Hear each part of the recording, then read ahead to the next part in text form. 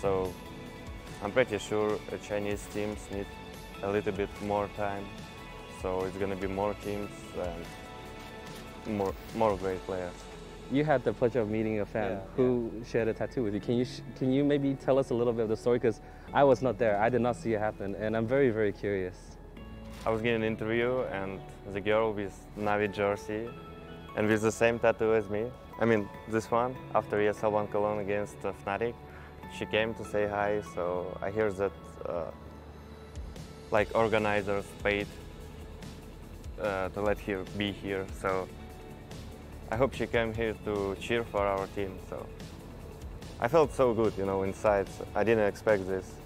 I didn't expect to meet Chinese girl fan of me, so something special for me.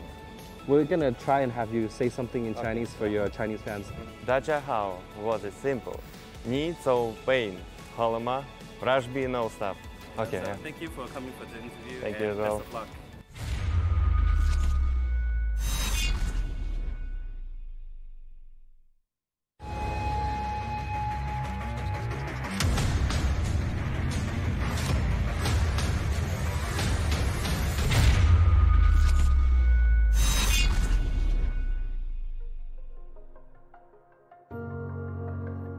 Welcome back to Shanghai for live coverage of the CSGO Asia Championships 2018. It's our final day here. Championship Monday, not Sunday. It's very unusual, but there is a holiday here in China this weekend. So, 2 more matches to go. We're very close to finding out who we will crown as our champion, and Virtus.pro could be on the trophy because they're already in the grand final. Next question is, who do they play? Good question, which is why we've got our second series, and it's our second semi-final. We also welcome Sean Garris back to the panel alongside Natu to bring you all of their thoughts on this upcoming match between Navii and Envyus. Already played once, it's already been a 2-0, so do we just pack up now and leave? No, right. we do why? not. Tell us why, Sean. Those games were super close the first time around. Envyus took Navii to OT on their map pick overpass. Very close on Inferno as well. It was like 16-12, if I remember correctly. Yep. And the one thing that Navii has an edge on in the map picks is they're significantly better on 3 maps, right? They're better on Overpass, Nuke, and Mirage. And you're like, how is Envyus going to win? Well, the way a best of 3 works is you only get to play one of those maps because Envyus is going to ban one, you're going to pick one, and then they're going to ban the other one in the second stage. So, yeah, it's really awesome that Navi's significantly better on 3 maps, but they're only going to get one of those 3. You know, so I do give them that map, but it is. With that being said, it's still an uphill battle. I'm not going to lie. Is Sean stretching Natu here? He's being a sports romantic right now. It's going to be a fabulous fight between 2 great teams. He's playing his job well. In all honesty, though, it does feel like Navii was just, kind of cruising through that group stage, and it's a semifinal. I feel like they're going to be actually start ramping it up, and this might unfortunately become a stomp. Okay, but if it isn't, and it isn't to do with maps, then it's to do with Kiyoshima, it's to do with Scream, because they've been playing fantastically well at this tournament. I mean, if you just look pound for pound across like the heavy hitters of these teams, Envyus is not that far behind, are they? Like they have, obviously Scream's been playing really well at this tournament. Kyo's been chiming in. Sixer's been hitting some good shots with AWP as well. They've all been able to deliver. But the thing is that I do effectively still consider this Envyus lineup a mixed team. And day to day, I'm not really sure how does it translate. How they played yesterday, this doesn't necessarily have anything to do with how they played today. So what I do feel like, last time we were kind of thinking, when you're Envy playing Navii, why don't you try and do the unconventional pick of Dust 2? You try to throw a bit of a curveball in there. Right. Be interested to see what they do today. Okay. What have you made of Kyo's calling so far? I know it's very hard in isolation of one tournament and only half a dozen games, but what have you made of the early signs? I think he's done a great job so far, I really do. Something that's way different than from when he calls and the way Happy used to call is Happy would have like contingency plans like all the time. And that's why he was lurking on the other side of the map. People would call him a baiter all the time because if his team got stonewalled at the other site, they could roll back to him and there would be less numbers at his site. Whereas I noticed when Kiyoshin was calling, it's more of like a pick-based style throughout the entire round. If they don't get picks, they're literally just jamming into a site. You know, like they're trying to cram the square peg into the round hole at the end of the round. And it's been working really well because, I mean, I'm not going to lie, he has really skilled players on his team, a lot like Navii does. And they're playing actually really similar styles. Like Nactus said, this is a rematch, and you know things can get weird in rematches a lot of the times when you have these tier 1, tier 2 teams. I don't know, it's a little bit different for Envyus though, because their playbook isn't as deep. So like even if question is there a playbook, or are they just throwing everything out there, you know, by feel? Part of this is enabling Scream, isn't it? I mean, Keo said in his interview, he wants to be able to try and give him what he wants to do in the game. That's like the one thing that could go awry right now for Navii is the individuals on Envyus could have like found some tendencies, because I don't think we're going to see like crazy anti-strats from the first best of 3, but we might see, you know, Scream step up, and Scream understands, you know, this guy plays this angle at this part in the round, and I learned that the first time around, and now I'm going to like push on that super quick. So we could see stuff like that. I mean, I can see a world where Envy manages to squeeze a lot of the rounds into the 3-on-3s, the 3-on-2, 2-on-3 situations where it then comes down to the individual skill and the team play with one another on the Envy side. And then if they do have a couple massive rounds, yes, there's a world where they do pick up a map and then things can get dicey for Navii. But what is the likelihood?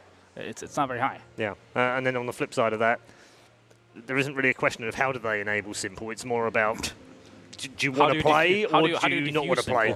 Yeah, yeah, that's the biggest headache for Envy. But what are Navi's worries? What do they have to be careful of in this game? I feel like they just got to really play their own game and kind of try not to overthink of what Envy is going to be doing, because I'm not sure how much logic is going to be behind whatever Envy is going to be calling, considering the fact that they haven't really played with this 5-man unit. So they might do a bit of YOLO strats here and there, fast pushes and slow things down all of a sudden, all this kind of thing. So for Navii, it's all about just sticking to your guns, play the way that you know best, and no need to come up with anything magical to go through this best of 3. I think what always bites Navii is the fact that they're their own worst enemy. You know, you see them and Zeus is raging at Edward, Zeus is raging at Simple, Zeus is like raging at everyone, and the environment for that team when they lose looks terrible. Like I don't understand how they get away with it sometimes. It's a cultural difference. Yeah, it's definitely a cultural difference when I watch them. Like I don't understand how they do it. So I think if they like start dying in stupid ways and Zeus gets upset, that's the only way they lose this match, in my opinion, is stuff like that starts happening. Okay.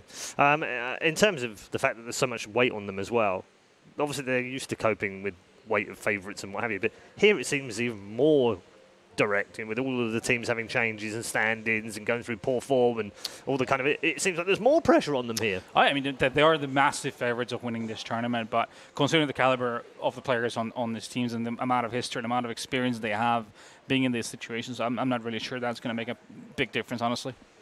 Okay. Zeus, I want to talk to him, talk about him. Yeah. It's been almost a year since he changed after winning the major with Gambit. It was such an incredible run through. Yeah. He had that moment afterwards where everyone was like, he's finally done it. He's done it without having to be at Navii. And then he goes back to Navii and everyone was just like, wait, what is going on? How do you assess that year that's coming up? Yeah, so he's definitely... I have the utmost respect for Zeus, first of all. I'm unlike, you know, the things you read in the community. I actually recently did a podcast with Thorn where I picked him as one of my 4 most influential leaders on my career. And he's reshaped the way he's called multiple times now. And with Simple in the lineup, he went from, you know, Gambit, where he felt like he had to call more like rigid strats. And it was the first time in Zeus's career that I saw him calling executes when they won that major. Right. And now back, you know, when Navi's on the team, it's more like he's letting Simple have freedom. He's letting Electronic have freedom. Even Flamey get some freedoms. You know, if you watch Mirage, he might come out of Palace all by himself in a given round. And he's constantly like switched up these styles over his career depending on the lineup. This style is actually super weird. Like, I think Navi's a really vulnerable team that could potentially lose to anyone. But with that being said, you have to allow a player like Simple to have those kind of freedoms. And I can respect that Zeus is allowing that to happen. Yeah, the creativity on this lineup is just unparalleled, honestly. You know, how do you tame individuals like that? Like, if you put them on a leash, you're just literally taking half of their capabilities away. Yeah. So, but then finding the balance between that freedom versus being smart about how you play so that things don't get out of control. So it does take a lot of time, and it's been a year, and obviously a lot of the last 12 months have been a building process. It's been a bit of a struggle, but since they've been stuck with their guns, now it's finally starting to pay off. They've really found the rhythm. And the things that Na'Vi really shines in my opinion, is like trading kills, entering bomb sites, like crossfires on CT sides. Weird little things that when you watch, it's actually super difficult to see, right? But when you see Na'Vi do an A hit on Mirage, be aware of their spacing, because it is almost impossible to double kill them when they do these strats, which is the key on T side, and that gets lost even when you watch tier 1 teams. The worst thing that can happen when you do an execute on site is you get double killed, because then you kind of lose the man up. All right, I'm hearing that the players are ready, so let's head over to the stage right now. 经过了第一场半决赛之后啊，现在我们的主场队伍天路啊已经离开了本届的比赛。当然了，前4也是非常棒的成绩。那对于观众朋友来说，接下来可以更加没有思想上的负担，更加纯粹的去欣赏这些世界顶尖的 CS:GO 队伍在比赛中的优异表现。好的，接下来马上要开始的是第2场的半决赛。那么第一支登场的队伍将会是 Navii， 让我们来看一下他们的选手介绍。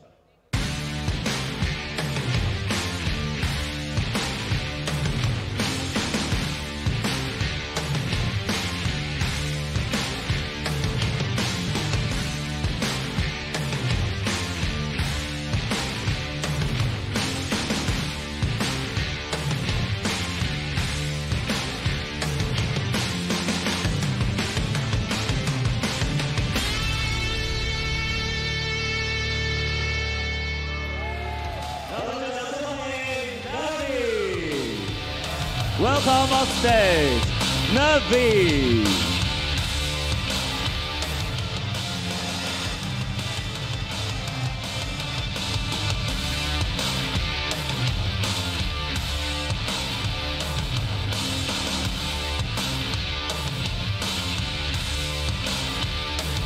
Okay guys, welcome to the main stage, and I wish you have good luck. Please take your seats and get ready. Thank you. Please take your seats and get ready. Thank you.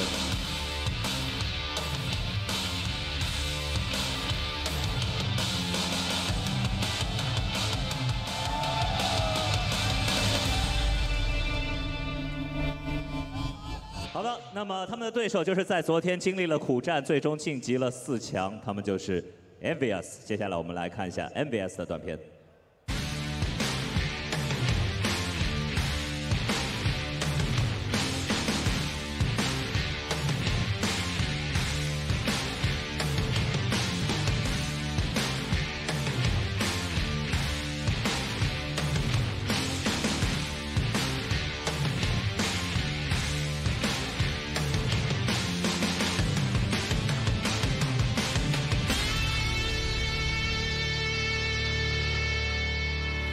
让我们掌声欢迎 Envyus。Welcome on stage, Envyus.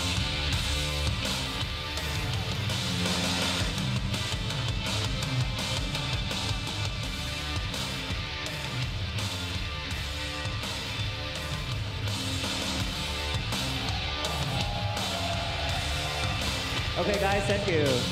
Please take your seats and get ready. Good luck. Okay then, both teams have entered the stage and will get themselves ready, and we'll discuss a little bit more as a preview for this semi-final, Envy versus Na'Vi. Last time, of course, they took each other on. It was the 2-0 in the group stage. As you rightly said, it was on paper, you looked at it and just went, 2-0, Na'Vi, Envy in all sorts of trouble, just come together, only had a week to practice. That looks about right. Yeah. But actually, if you look deeper, it was closer than it would suggest on paper. Very close. I mean, they went to overtime on Navi's pick of Overpass, a map historically Envyus isn't really good on. And that was like a grind. It's not like, you know, they won the pistol and ran away with each half to like 5-0 leads. No, they were actually grinding away, and their pick strats were working really well on T-side. They had really cool, innovative boosts on the balloons at party to look into long, and it actually didn't work. But if they were to replay, I would bet it would work, because Simple's on that planner a lot. Yeah, I mean, it might well be that we end up replaying. It was Overpass and Inferno last time round. We've got the map vetoes incoming right now. We'll see whether it ends in the same way. Are you expecting the same maps, Natu? I kind of am. I mean, Cash and Nuke are going to be out the occasion to start things off, but Catch and nuke, that's it, yeah. Catch and nuke in the first phase. But here comes the kind of what is the pick going to be for Envy. They're going to go for Inferno this time around.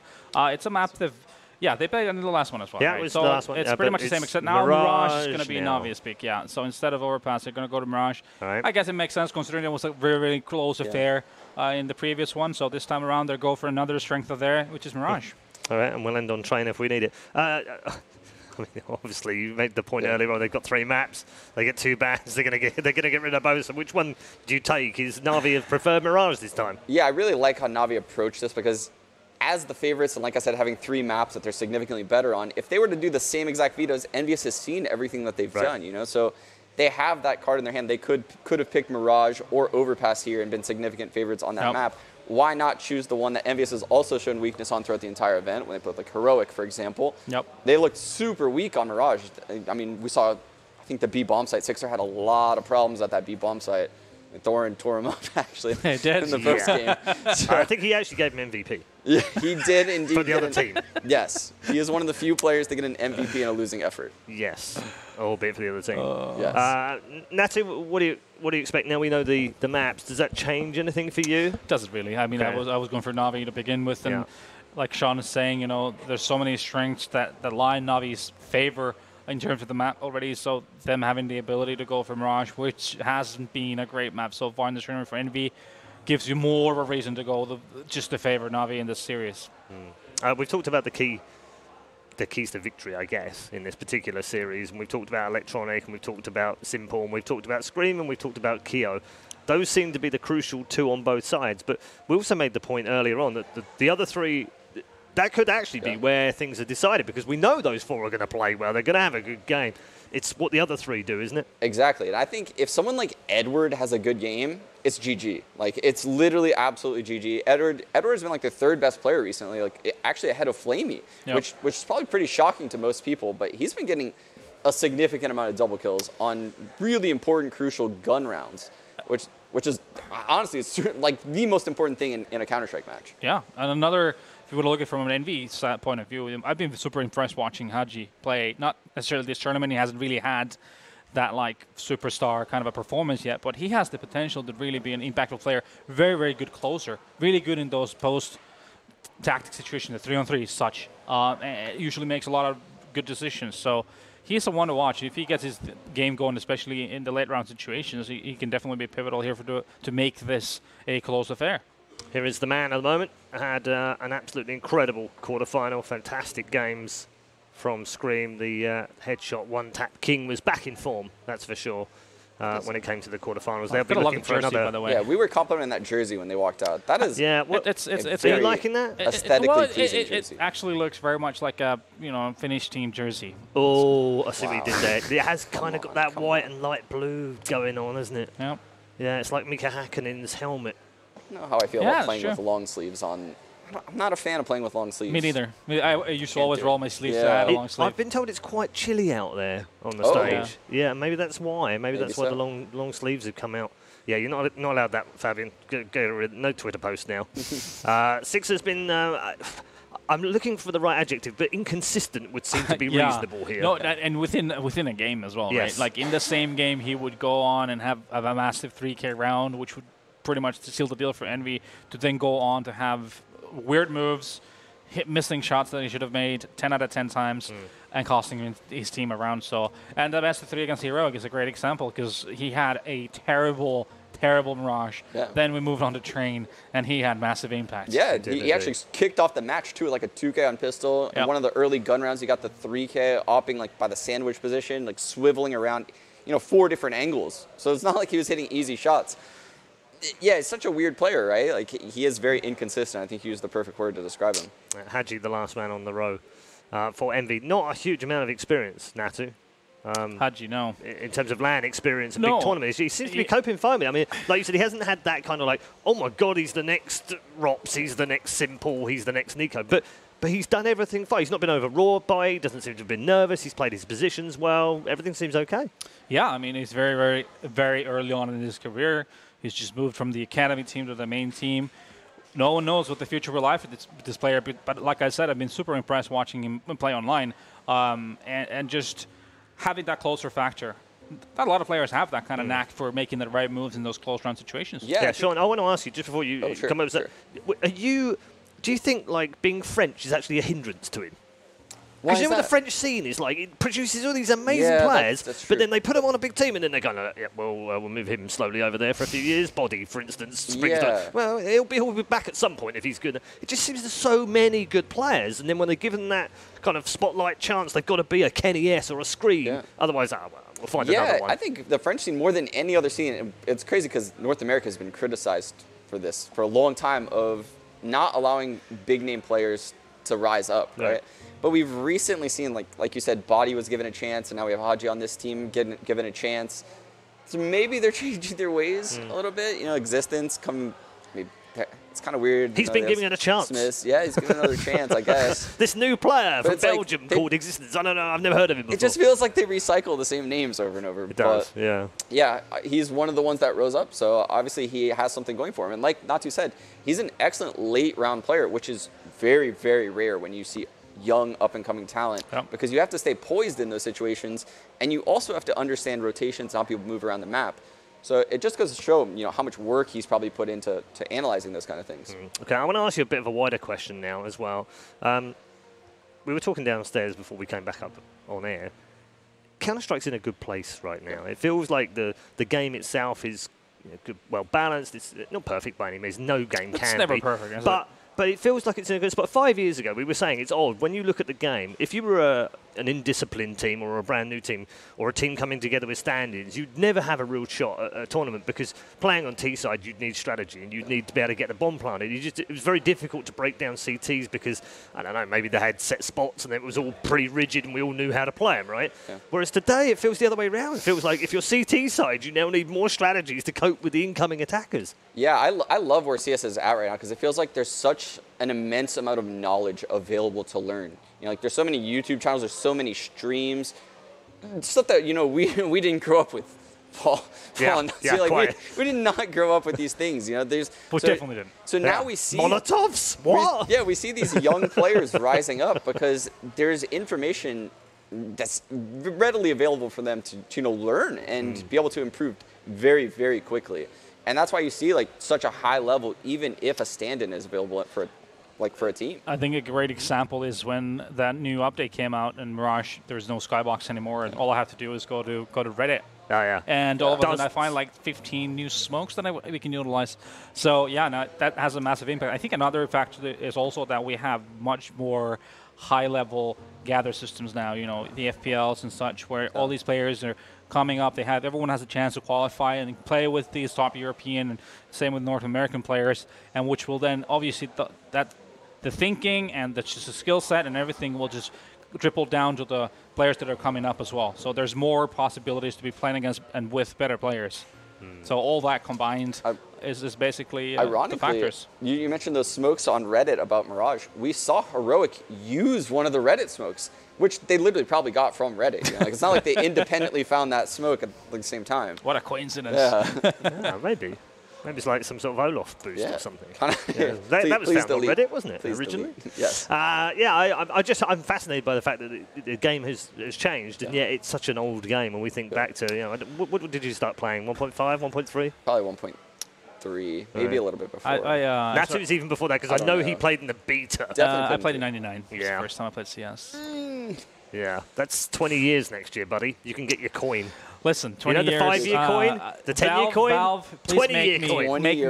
You gotta make me like a custom 20-euro coin, please. A 20-euro coin. I'll send in my personal information. Yeah. All right. Okay. I like that. We should definitely get some 10 and 15s done. There's a few of us in that club. I think the 15 is on its way. Is it? Is it? I might be lying, but I've heard some stuff on the internet, which is more than often lies, but we're about to find out, I guess. Not too far away. We're hearing that one of the players has got a mic issue, so we'll get that fixed for him. In the meantime, let's dip into our social media questions. Thank you so much to all of you that have placed the questions in our social media threads. We'll try and get through as many as we can on our final day. This one is thoughts on Barbar as an IGL. Seems to have led some successful Tier 2 Swedish teams and can frag pretty well. Yeah, I mean, I don't think it can be a coincidence that he has basically been like a how should I put it, like a farmer type of guy who's just have these kids come up and then move on. You know, he was like the daddy of Epsilon with a lot of great players coming through. You think of like Disco Dopplan and Rez and those guys, you know, going through. Who else? Draken played with them as well, didn't he? What was that 1.6 team he was on? A bunch of them, mate. There was a bunch of them. He's been playing for the longest time anyway. Yeah. No, but it cannot be a coincidence that he's definitely he's never really been able to make his way into like a tier 1 Counter-Strike in either version or any of the versions really. But he's always been up there, you know, fighting. Now he's in CS:GO. He's kind of been the team that's been in the minors and tier 2 and fighting his way and being responsible for a lot of these young talents to then have the skill sets to move on into tier 1. So. No, I have a lot of respect for him. He's a cool guy as well, and it seems like he's happy to do what he does. Yeah, I mean, is there a space, Sean, in this industry, or will there be in the future, and let's hope so, as it grows, for people like scouts and trainers that can actually scout a player, go, actually, this kid's got some potential, and now I'm going to train him how to do the basics of a pro gamer, or, you know, learn...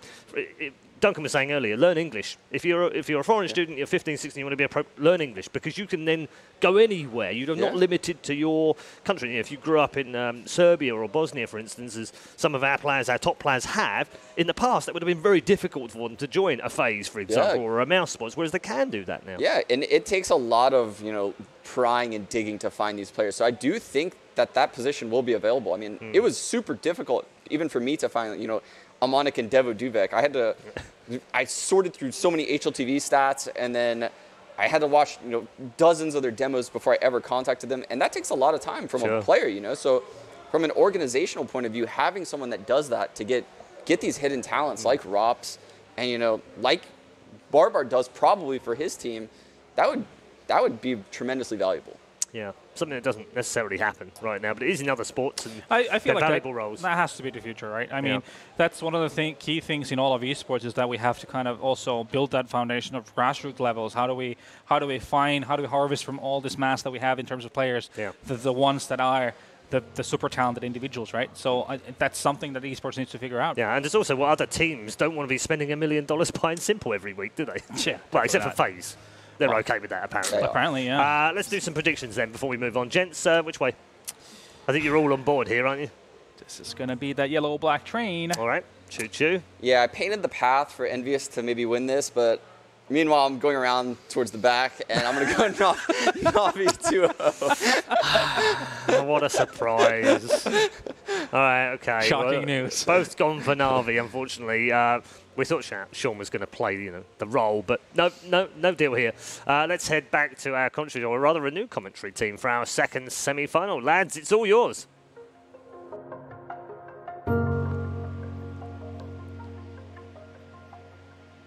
Don't make it awkward. I'm looking at you. Talk. Okay. Yes, Counter-Strike. It's time for Envyus, and it's time for Navii. And it's going to be an interesting one because, of course, Navii, they won Star Series recently. They had to run through a lot of really good teams to do that. They are a team that is good at peaking towards the end of the tournament. So, you know, I never would like to judge the form that we've seen of them in the prior days to the form that they could potentially deliver today. Like, I would imagine it's going to be lifted. They know it's serious. You know, got the semi-finals here, and this is their tournament. This is it's got their name written all over it. All they have to do is just follow through. And Envyus, I mean, they've got nothing to lose at this point. They're going to be up against a team like Navii. They can hold their heads high, you know, with what they've accomplished this tournament so far. I think the pressure's off of Envyus right now, which actually makes them a lot more dangerous. Where's the flag of China on Six's chair?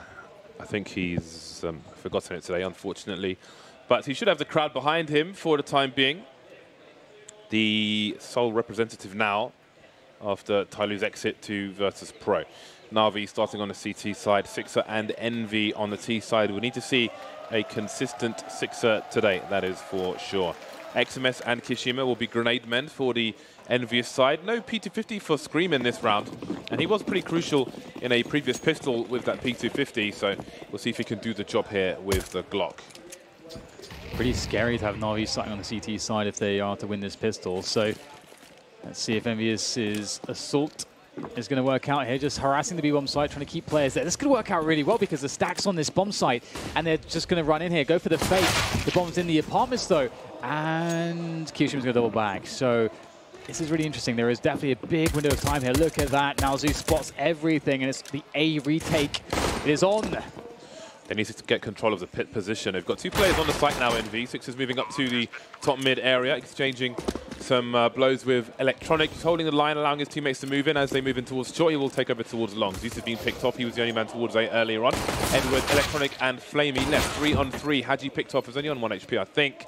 And there's Kishima in the pit with the alternative angle. He will be a problem for these CTs to deal with. But once they're coming into the short position, Scream gets one, but not one more. And it will be Navii to take the CT pistol. Edward with a 2K finishing things off. Yeah, that is crazy because it's so perfect as well, wasn't it? We had Envyus, running the fake against the B stack, the fake being on B. That's just, you can't really ask for a more perfect round there, and it doesn't work out, which is a bit heartbreaking. But they did get the bomb planted, of course, and obviously that's a great consolation. Does let you get those AK-47s out much sooner than later to keep that pressure on. And so there's not going to be a point in which they're going to feel out of the game here. Just one hard eco, then get the AKs going. That said, there are some teams that do have strats where they do go for a force buy in this round, which can make things interesting. But Envyus will be playing it simple. Makes sense. They don't have too much in the way of time to prepare for this tournament, so I would be surprised to see anything but the basics from them. And we see the full save. So Zeus and Electronic, well, mainly Zeus, went for a play in the apps position, which is cool because in a round such as this, you might be expectant of 4 players coming in the apartments and a flashbang from top mid to try and use a numbers game, but Envy has slowed things down quite a bit. Playing against the meta, the mid rush is already common in these full anti-eco rounds. The CTs know that they're going to be saving. It's super likely they'll be saving, so most teams actually do rush mid. Kind of likely, but not Navii. Most CT teams. Yes, indeed, but not Navii. They are patient, waiting to make their money. This actually works out, I think, pretty damn well, honestly. If you're looking at Envyus, getting 2 frags in a round like this is fantastic. Forcing some rebuys, and now they get the AKs out. It actually really puts them in a good spot. Bonus frags. We should try and figure out the value of a bonus frag in different situations. Simple on the sniper rifle in the first buy round for both sides. Always what you love to see. You love to see it. Edward won't have a helmet. He dropped the AWP for Simple. He sacrificed himself, and we've seen more attrition than you might have liked to see from the point of view of Navii over towards Banana in a number of games of Inferno, where Edward has been picked off early. So maybe the AWP will change the approach. You can see they've got a 3-man setup in case there was a faster play, but it seems that Zeus will be rotating back towards A. Banana is firmly in control. I don't think Envy will want to take that anytime soon. Yeah, I think that's a really cool peek from Simple, because there's lots of ways you can think about where you put your AWP at the beginning of a round like this. I do think that it's hard to read for Envyus whether the AWP's going to be out necessarily straight away. And it's like Simple made the correct guess that we players walking up this angle. Surely not again, though. Oh, got to be careful not to give Simple anything more here for free. And looks like he won't get anything, but he does, from a kill perspective, but he does get some information for his team. Yeah, this is one of the ways you like to see a sniper rifle player play, where they can just fall back and constantly have additional angles to take, reset the situation. So he's had 2 engagements already, and he was at the front of the site, which will avoid a fair few flashbangs as well, but he's taken a more passive position now around the pillar at the back. Edward is still in a boosted position. Zeus has been going backwards and forwards, but now he is far back towards the A site, so there will be no pull flashes for these CTs to play with. But you can see Envy not committing just yet. They've got Sixer in the arch position who's about to engage Zeus, so he might be trying for a wrap, but Zeus has held that down. In the meantime, Simple now running distraction, getting a tag, and there's Edward to clean up the rest of it. Very surgical and clean by Navii. They don't take a single point of damage in that round. Yeah, that's the problem, isn't it? Envyus, they did well in the previous round to get a couple kills to put some pressure on the economy, but they gotta need to follow that up. So now they're on to a save round, and I mean, like Simple having the AWP there and peeking in the way that he did to get the opening frag, that's so awesome because it puts a lot of initiative onto the T side to then make a play, and then what they can do from that position is more limited, because on the 3rd round buy with AKs you don't have so many nades, so to lose a player that early is pretty significant. And again, they just get a nice pick off there on Banana. And they don't even have to use much utility. They didn't even throw very much at the CTs, that is. And then they just can back away and play a bit passively. Worth noting, they rotated at AWP, so rather than Simple going to A, he will play his position with Edwards, and Flamey will pick up the sniper rifle. But is he going to outstay his welcome? It seems he is. Insta-traded by Zeus, but this round is all about kills for Envy. I'm sure that sniper rifle can be rescued, but that's not ideal. Now we'll see if Sixer and Kingdom can do any more. Doesn't look likely. Sixer, the last man standing. He hasn't got the CZ though. Maybe he can catch a reload, or he hears electronic repositioning. Got to look at the balcony area. Tries to come out wide, but Zeus has good cover. You can blind yourself. If you stand where Zeus was standing, if you're right in the corner, you can't see into Boiler, so you've got to poke out a little bit. So good positioning by Zeus. And it's 4-0 Navii. 4-0 Navii, yes. It's a smooth start for the favorites, the tournament favorites. And what I do like is the fact that they are just active on Banana all the time. They haven't been super committed just yet, going for these super deep Banana plays, but I'm sure that's to arrive at some point soon. Flamey now the AWP. I saw one of the quotes actually on one of the break screens where Flamey said he would have changed the AWP. He thinks it's too powerful. And well, he's wielding it at this point. He's gone really deep. This is really cool because they haven't smoked it. I actually think that's a really cool idea. You don't often see that. Yeah, Simple was actually, he was near construction, holding a grenade if required. But now he's rotated to the A-bomb side because they've seen absolutely no action towards B. And Flamey's in such a forward position with angle on the arch there that they can just leave 4 people. And it's telegraphed from Envy, but again, we do expect shortcomings in their T-plays as they are such a new team. Yeah, it's a bit too obvious, isn't it? Navii really punishing Envyus right now.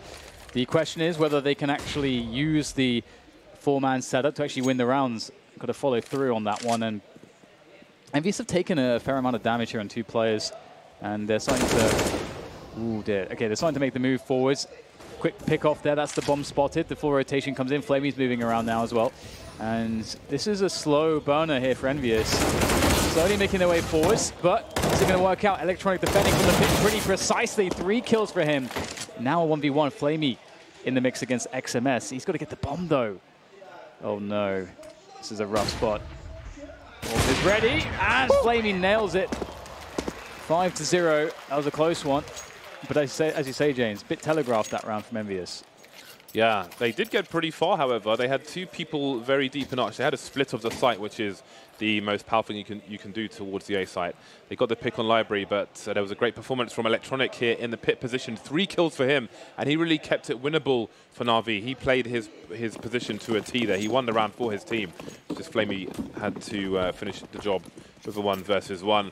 Simple and Edward towards the B bomb site, so a more standard setup for Navii. And they keep changing things up from round to round. Flamey with the sniper rifle now towards the A site looking down mid, so they're keeping Envy guessing, who already are going to have struggles going into this best of 3 series. And that will be compounded by Navi's change in configuration every round. Now Zeus has gone to join them again. He's been very active going left and between sites, and he's made the right choice because a full push coming in with these pistols. Scream with the Deagle again, causing problems, and 2 plays being picked now for Navii. A couple kills from Zeus. Will slow down things somewhat. Simple sitting in the smoke. Ooh, Yoshima's going to be the one to get the better of that. And this might be a bit rough here now for Electronic and Flamey on the retake. Both coming in from the construction area. Ooh, hello. Looking for those ball bangs. Not offered up though.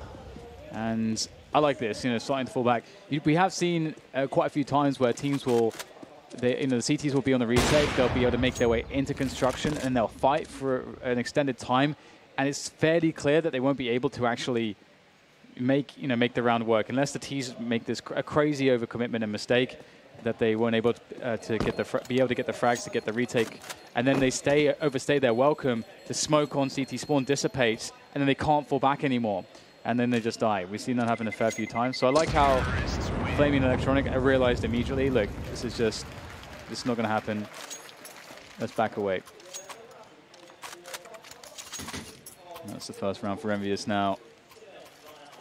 An unlikely round, but a round which offers bonuses since they weren't on the bye, and they take some weapons into this round. if they are to fail in this round, they will still have at least 3 AKs in the next one. So that is something for them. And the money's not really there for Na'Vi. Despite the 5-0 success, things can get expensive pretty quickly for a CT side. They start again with 3 people towards the B bomb site again. Simple is holding the grenade. Probably going to deploy one now as Edward trades. No fallback from that. Looking to retake again. Scream's ready for it though with the AK-47, but Simple is quite the jeweler as well. He will win the joust on this occasion. Flamey top mid and Sixer will be facing him pretty quickly. I think he legged him, trying to finish him off with the grenade. In the meantime, Haji's moving towards the balcony, but he's got the bomb. So he has to choose his engagement wisely, because he could lose the round if he loses that bomb. Flamey moves forwards. This could be a difficult one for Envyus to somehow salvage, but if they're able to open up onto Flamey, then maybe a window of opportunity will present itself. It will cost an incendiary, and that's going to be spotted, the trajectory that is, by the Envyus players. There's not too much they can do. Seemingly, Haji, though, does find himself a reward to that patience that he has been exhibiting there, just sitting in the apartment for so long. They line up for Electronic, but he can only get the single frag, and now all of a sudden it's a 2v2. Sixer posted up with the AWP. That's a fantastic look for him now. Simple is going to make his way through the smoke, straight into Haji's AWP. Very nice from him. He really opened things up for Envyus. Smartly, Envy realized they had 2 AWPs at the end, and Haji quickly switched up for an M4. Don't want a repeat of what we saw earlier in this tournament with 2 AWPs on the T side of Inferno. This is really important because especially after he gets that frag, they know the CT side exactly where the bomb is, but Electronic is unable to get both the kills on this occasion. And then Simple has to take a gamble. Don't leave me hanging. There we go. Marvelous. That's the round they needed. Na'Vi going to force it up, though, with the SMGs, MP9 on Edwards, and the UMP on Electronic. We'll see what Simple is taking into this round. Flamey continues to rock the sniper rifle. I think he's mostly playing A, or maybe spawn dependent towards B with the sniper as well. And it's cool that they can play hot potato with the sniper rifle between multiple players on different sites, because again, when it works well, it's a nasty, nasty surprise for Envy. But opportunity knocks for Envy to completely wipe out the money of Na'Vi. It's very early in this first map of this best-of-3 series, and they most certainly have a good opportunity to tie the score. So it begins on Banana. And Na'Vi, are they interested in really trying to stick around here, or do they want to just chill out? No, they go in for the double nade on the tree. That's actually, fairly common in the meta. You lay down all the incendiaries. There's not very many places to stand. The tree is one of the places you could potentially stand, and then he gets double naded, and you see the clear afterwards. I really like that from Na'Vi because you throw the initial grenades and you really invest in actually taking it. You actually invest in fighting and taking over the area. So I like that a lot when the teams do it, and it really puts the initiative back onto Envyus to try to make something work from a map control perspective. Do you respect Na'Vi just having Banana, or do you want to challenge it? And I think that a slight challenge is good. Shows you how much value you can get from a lesser weapon and more grenades as well. Simple over there with the UMP. Flamey, unable to get anything done, unable to escape. Simple does not have the ideal range of the UMP on this occasion, and this is proving to be a wipeout for Na'Vi. Kishima has sound cues for days. He's trying to do what he can, but it's a 2 versus 4 situation. Edward's almost in T-spawn. And again, Zeus is just trying to hold on to some space while he slowly backs away to save his weapon. So Na'Vi are having some difficulty now, and momentum is most certainly with Envy, and these CTs will most certainly be hunted. Pincer movement from them as Zeus moves through the B bomb site, and Edward moves up towards A to hold a line. Protects both him and his teammate, and now we can reset the situation once again. Envy is one thing we've seen from them in the past, especially when Haji joined the lineup, first of all, in that entry fragger role. He was very good at it. He's very good at opening up sites, and so far he's had a lot of really impactful rounds. Like if we look at 2 of the 3 rounds that Envyus have won, Haji was instrumental. If Haji doesn't turn around and get a really fast kill there on Simple and the other entry as well, then this round could look very different. And if he wasn't able to get the kill from the balcony and the ult frags in a previous rounds, again, it could have looked very different. So Hachi really stepping up here for Envyus when he's needed, entering into that A bomb site like a star. And Navi's money is getting a little bit thin here. There must be players who don't like to fist bump every round. Oh, Simple onto his old tricks. Seen him do a lot of those before. But Na'Vi will need more than that if they are to be successful in this round. More rifles, but less primary weapons in this round for Na'Vi. And Envy, again, they've got all the tools to work with, but have they made the evolution to use them? That's the question. Smoked off from Banana at the moment. 3 people will be taking that for Na'Vi. Simple has a smoke grenade to deploy to replenish this. He's just having a look. And there it is. Edward will be rotating to A on this occasion, and Zeus is playing close range with the UMP, trying to make the best of the weapon, so that's a nice decision. Keeping it for himself rather than dropping it for his teammates, so there won't be any Reddit posts for this round. That's something to take into consideration. Based on position, maybe Edward plays with the UMP down the bottom of Banana and Zeus has the rifle in library, for example, which would make more sense but might not be considered by those on the internet. Just you know, casual frag through the smoke and the wall. As you do, Kiyoshima. We've seen some really awesome smoke frags from Kiyoshima yesterday on Mirage. They're pretty baller. Ooh. Gets some headshot action there from Scream as well. And that's the AK versus M4 advantage for you. They both get a shot onto the head, and Scream who has the AK, so he wins that battle. Zeus with a good spray for the smoke as well. 3 versus 4 thanks to him. But can he get anything else with this?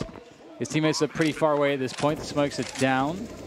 There's an AWP post plan as well on Sixer. So in the interest of saving some weapons here, looks like his teammates will skedaddle. But Zeus, he's probably going to have to fight his way out of this. Yes, not much you can do there. Another round for Envy. They're having no problem coming back into this one. Yeah, Na'Vi holding on to weapons each round, but they can't force every round. They're going to have to keep their money together to get a better buy eventually. So you do wonder if this is a run where they will choose to eco. The M4 for Flamey, the UMP for Electronic. 1 flashbang, might lead it towards the B bomb site. Hoping Envy take Banana, try and lay a trap, an ambush play perhaps. Electronic can drop his CZ to one of the other 3 players.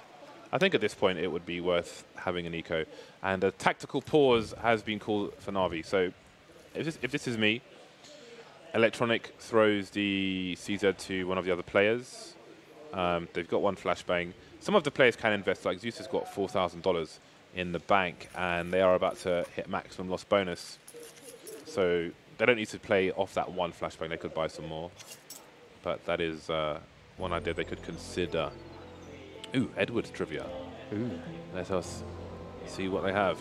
In an interview with HyperX, Edward said he got his name from the movie director Edward Scissorhands due to his hairstyle looking similar to Edward's when he was a child. That is awesome. That's legit lore. Movie character, not movie director. Edward Scissorhands was not the... I didn't think he was a director, but did it say director or did it say character? It said character, yeah. Yeah, not enough sleep, man. You just read director. Not enough sleep. I would love to see the movie that Edward Scissorhands directed. Can't imagine being on that set, to be honest. Well... Eerie silences. What's wrong with your hands? What's wrong with his hands? There's such a weird concept for a movie. Tim Burton, why are you doing this? What a guy.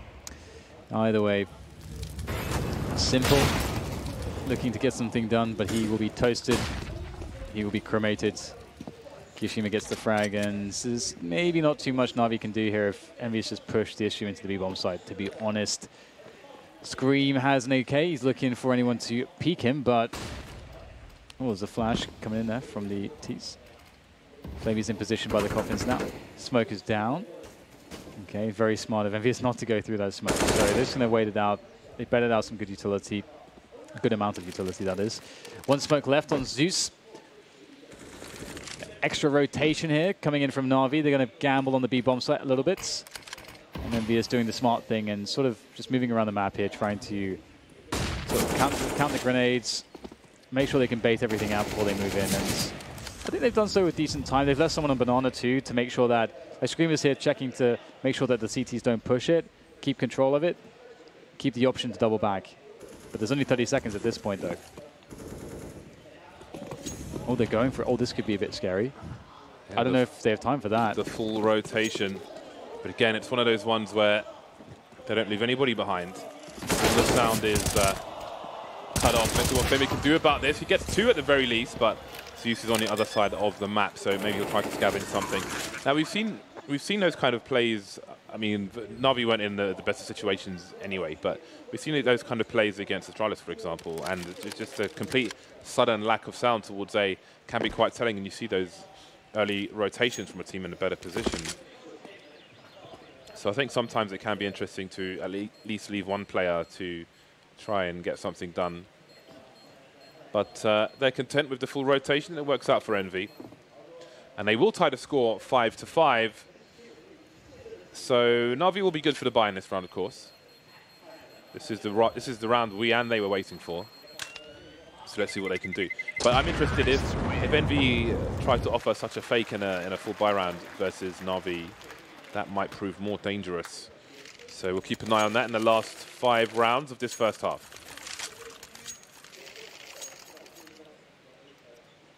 Scream, 1 taps. The Scream accuracy. You love to see it. It's always very satisfying to watch his aiming style. 800, 600 he plays. 800 by 600. Yeah, that's crazy, man. I forgot that res even existed. It's hard to see stuff with the resolution so low. The game is sort of not really optimized for that, you know. It's very odd, but he makes it work. I think it's just a tribute to how you can pretty much make a wide variety of settings work in this game. Yeah, like T-Crosshair. Nah. I'm out there, man. I'm out there. I'm trendy. I don't like it. For me, it makes it easier to see someone's head because I feel like sometimes when you're the crosshair can get in the way. So for me, it's good. Envy offering something towards the B bomb site, showing some presence. Maybe trying to bait some grenades out from Na'Vi, but they're not doing that. If you look at the utility on Na'Vi, they've got grenades for days. And the smoke from Flamey anticipates some nonsense towards B and some more substance towards A. So he will try to sabotage their plans. XMS now making it out of boiler quietly after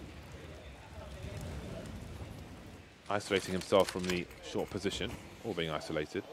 Again, Na'Vi with some ruinous timings of these smoke grenades. Flamey is simply shoulder peeking the arch area. Zeus is deep in short, so he might not be really able to flash for him. Well, yes, he is actually. But now there's a potential wrap towards 3 bomb site. Simple's having to rotate around to construction, but there's only 3 players left here for Envy. This might be difficult. There goes the bomb in the pit, and that should be the round. Oh, wait a minute. 6 and XMS with stereo frags, and suddenly the A bomb site's open. Yeah, it's just a rotation coming in from Na'Vi. They'll have plenty of time to do this. The bomb freshly planted. Fresh smoke as well. Okay, it's a quick boost there. Now maybe looking into the pit positions, trying to spot something. This is really good, you know, trying to get the information there. And again, the bomb was planted a little bit before that smoke went down, so you can sort of wait that smoke out and still have time to go for it if you get the kill. There's only 2 of them left, but you can see that. I'm not sure if that is frustration on Simple's face there, but yeah, you can see that they were not able to get the situation that they wanted, and they have to back away once again. Edward's silencer conceded his position, which made it really easy for him to get picked. Wasn't the hardest of angles anyway, but such can be the curse of the silenced. You see it poke out there, boom. That's all the info Sixer needed, immediately adjust, and then it's just an easy click to take him out. If I'm not mistaken, yeah, that's 6 rounds in a row for Envy, who now take the lead. Na'Vi buying once again, Simple with the AWP, 3 M4s and electronic with the French gun. Edward has the M4 and no grenades whatsoever, which makes me wonder what their approach will be towards the B bomb site. It's Edward and Flamey towards B, so maybe they've activated Simple towards A in a more aggressive position to try and get some early advantages here for Na'Vi. Na'Vi going to be fairly chill, and that's a fantastic amount of nade damage. Would you look at that? It's like 150 damage right there. Beautiful. And Envyus will keep pushing into the apps. They have no presence on Banana, and Na'Vi have played passively there too. And that is likely due to the fact that their nade situation is not perfect. And Envyus, I'm not sure if that is the plan, expecting a passive Na'Vi and then just sort of abusing that passive play by just moving everyone in the apps. Still, Na'Vi haven't really heard anything on the B-bomb sites. Because of the, well, perhaps partly because of the lack of utility, the passive play they're forced to have on the B bomb site means they don't really have any information. So you don't have those 4 plays you might otherwise have for Na'Vi towards the A bomb site. Envy taking it really slow though, but they're getting pretty deep. They've got XMS in the apartments. Haji's got the off angle by the cart position of the bomb as well. So there is going to be trouble. The numbers game might prove too great here for Na'Vi. Electronic on fire, trying to reposition, but still alive. He's got his teammates for support as well. Again, 3 frags in the pit area. Scream almost getting finished off, down to 2 HP. Got to be careful if he jumps. Oh, no. Dear. That leaves Haji alone versus Edward and Flamey. Yeah, he must just have had no idea about his health there. Haji's been fantastic for his team so far. And now he's in the clutch. A great test of where he's at here so far today as he works the AWP. The AWP is a fantastic weapon for a situation like this. Now he spots the first player. What about the second one, though? This could get really risky. He really needs to isolate his first player. There it is. And the defuse, is he holding it? Oh, he's actually going for the full hold. Beautiful. So smart from Flamey. And Haji is going to be left with egg in his face, James. He just got outfoxed. Damn, egg in his face, not even on, inside his face. In the face. It's under the skin. 6-6. Na'Vi break the streak, but there is most certainly money here for Envy. Only 1 player surviving for Na'Vi. Again, it's if you're on Team Envy, it's a case of that's the best round that we could lose. They only survived with 1 person. We've got money. We can break them and pretty much take the rest of the half unless something goes terribly wrong. Simple and Edward will be towards the B bomb site. Zeus rotating to join him once again. Always nice to see an active rotator on a map such as Inferno. Some extra grenades to be deployed. Very late HE grenade, but still the smoke is up, and Envy have been patient, so they won't be taking that damage. Edward, though, getting force-fed, some high cholesterol. Ooh, Sixer gets a pick onto Simple. Not a good look here for Na'Vi so far, as they are staring down the barrel of a reset, a severe one, as mentioned. The crossfire can be set up here. Zeus has to be really careful not to just get picked off when doing that. Does drop the smoke in time, however. And now there's a question for Envyus. Do they want to use the time on the clock, or do they want to try to flash through and play against the smoke?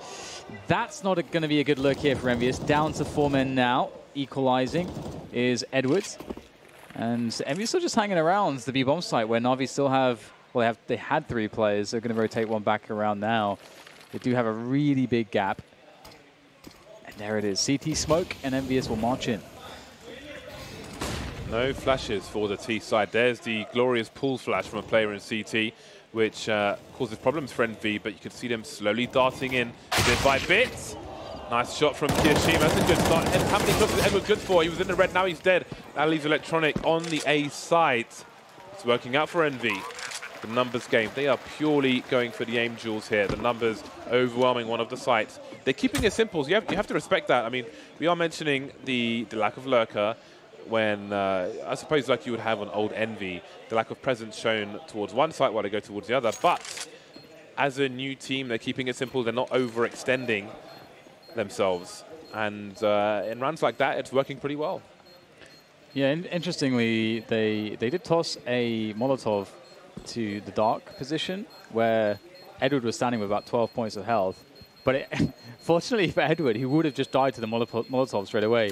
It sort of like exploded like just above the barrels. Oh, it didn't connect and to the floor. Yeah, it didn't connect at all. Otherwise, Edward would have just died straight away, which would have been pretty cool to see. But yeah, you know, presumably that's somewhat of an improvised lineup or something like that. And again, like, does speak to the lack of routine, perhaps, and the change of the roles and this, that, and the other. So 7-6, Envyus are having an amazing time. After that initial start. It makes you wonder, you know, how the game would have looked if they had won the pistol, to be honest. Now they've got all this momentum. And the T side for Envyus on Inferno has always been pretty good. In almost all of the iterations of the lineup, it's been a great go-to for them. You can see Navii back to their old tricks. They were pretty good with this previously, but spray. A noble attempt from Edward to spray down with the MP9. And those are that's the kind of variant that we have seen before on Banana, although I think that's the first time we've seen it in this game so far, and it's the second last round, so at least says that it is a difficult round here for Navii, not just because they've lost 2 players, but 2 of the remaining 3 have pistols, and 2 of the remaining 3 are on the A bomb side. Envy spread out. They have many advantages, and they're not going to quickly do anything. They're going to take their time. Not afraid to play in the sub 40-second mark. Electronic, though, with the tightest of angles. But I wonder how he gets a kill here. Is someone going to stop right in this position? There's the flashback. Scream goes past, Scream spots, Scream swats. And that should be the round.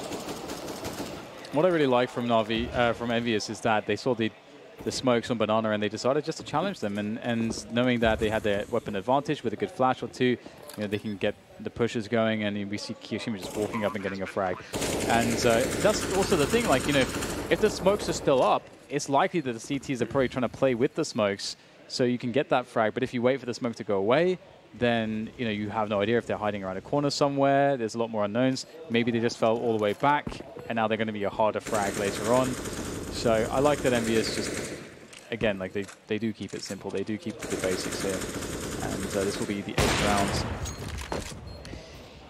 The issue, though, will be the CT side. Like, the CT side could really look completely different for them. So I do wonder how that will pan out. But for now, things are good. It's crazy because if they manage to win this map and they're looking as clean as this, you do start to wonder if there's a chance. I don't think anyone would predict them to win this matchup.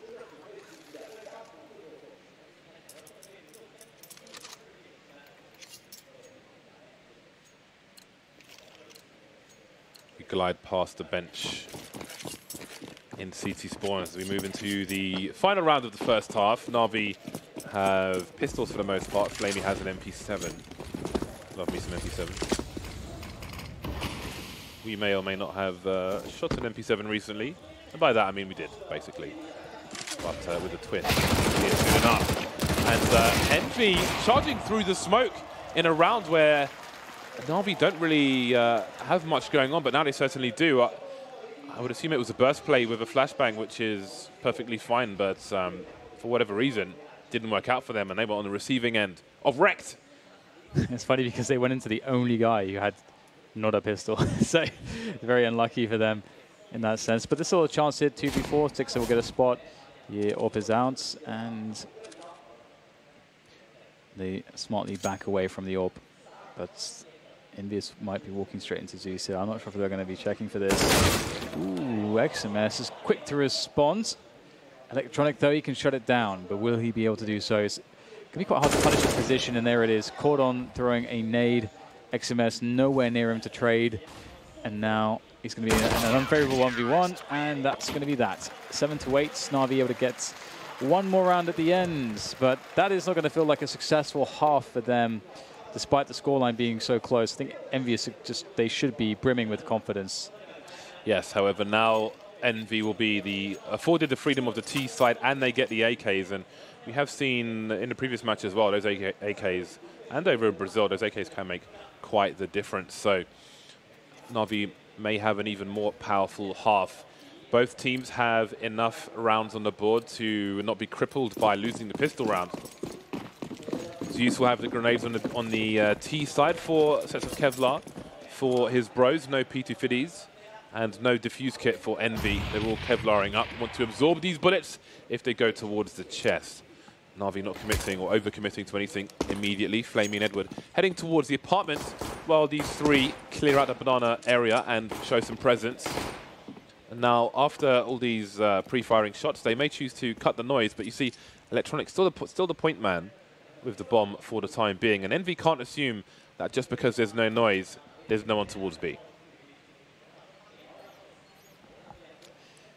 going to be interesting to see whether Na'Vi commit towards this A bomb site. They're going to go for this. It looks like they want to now. They're going to rally everyone, leaving. Zeus leaving Banana and rejoining the forces with a flash over the top. It's going to be very good. Blinding Hadji completely Scream just in no man's land in the middle of the bomb site. Can only get one before he's taken down. And Simple also giving Sixer the same treatment. And now it's a 4v2 in favor of Na'Vi. And Envyus may be thinking of saving this Kevlar because how do you win this one? Piss around, I suppose, but still. Simple says no.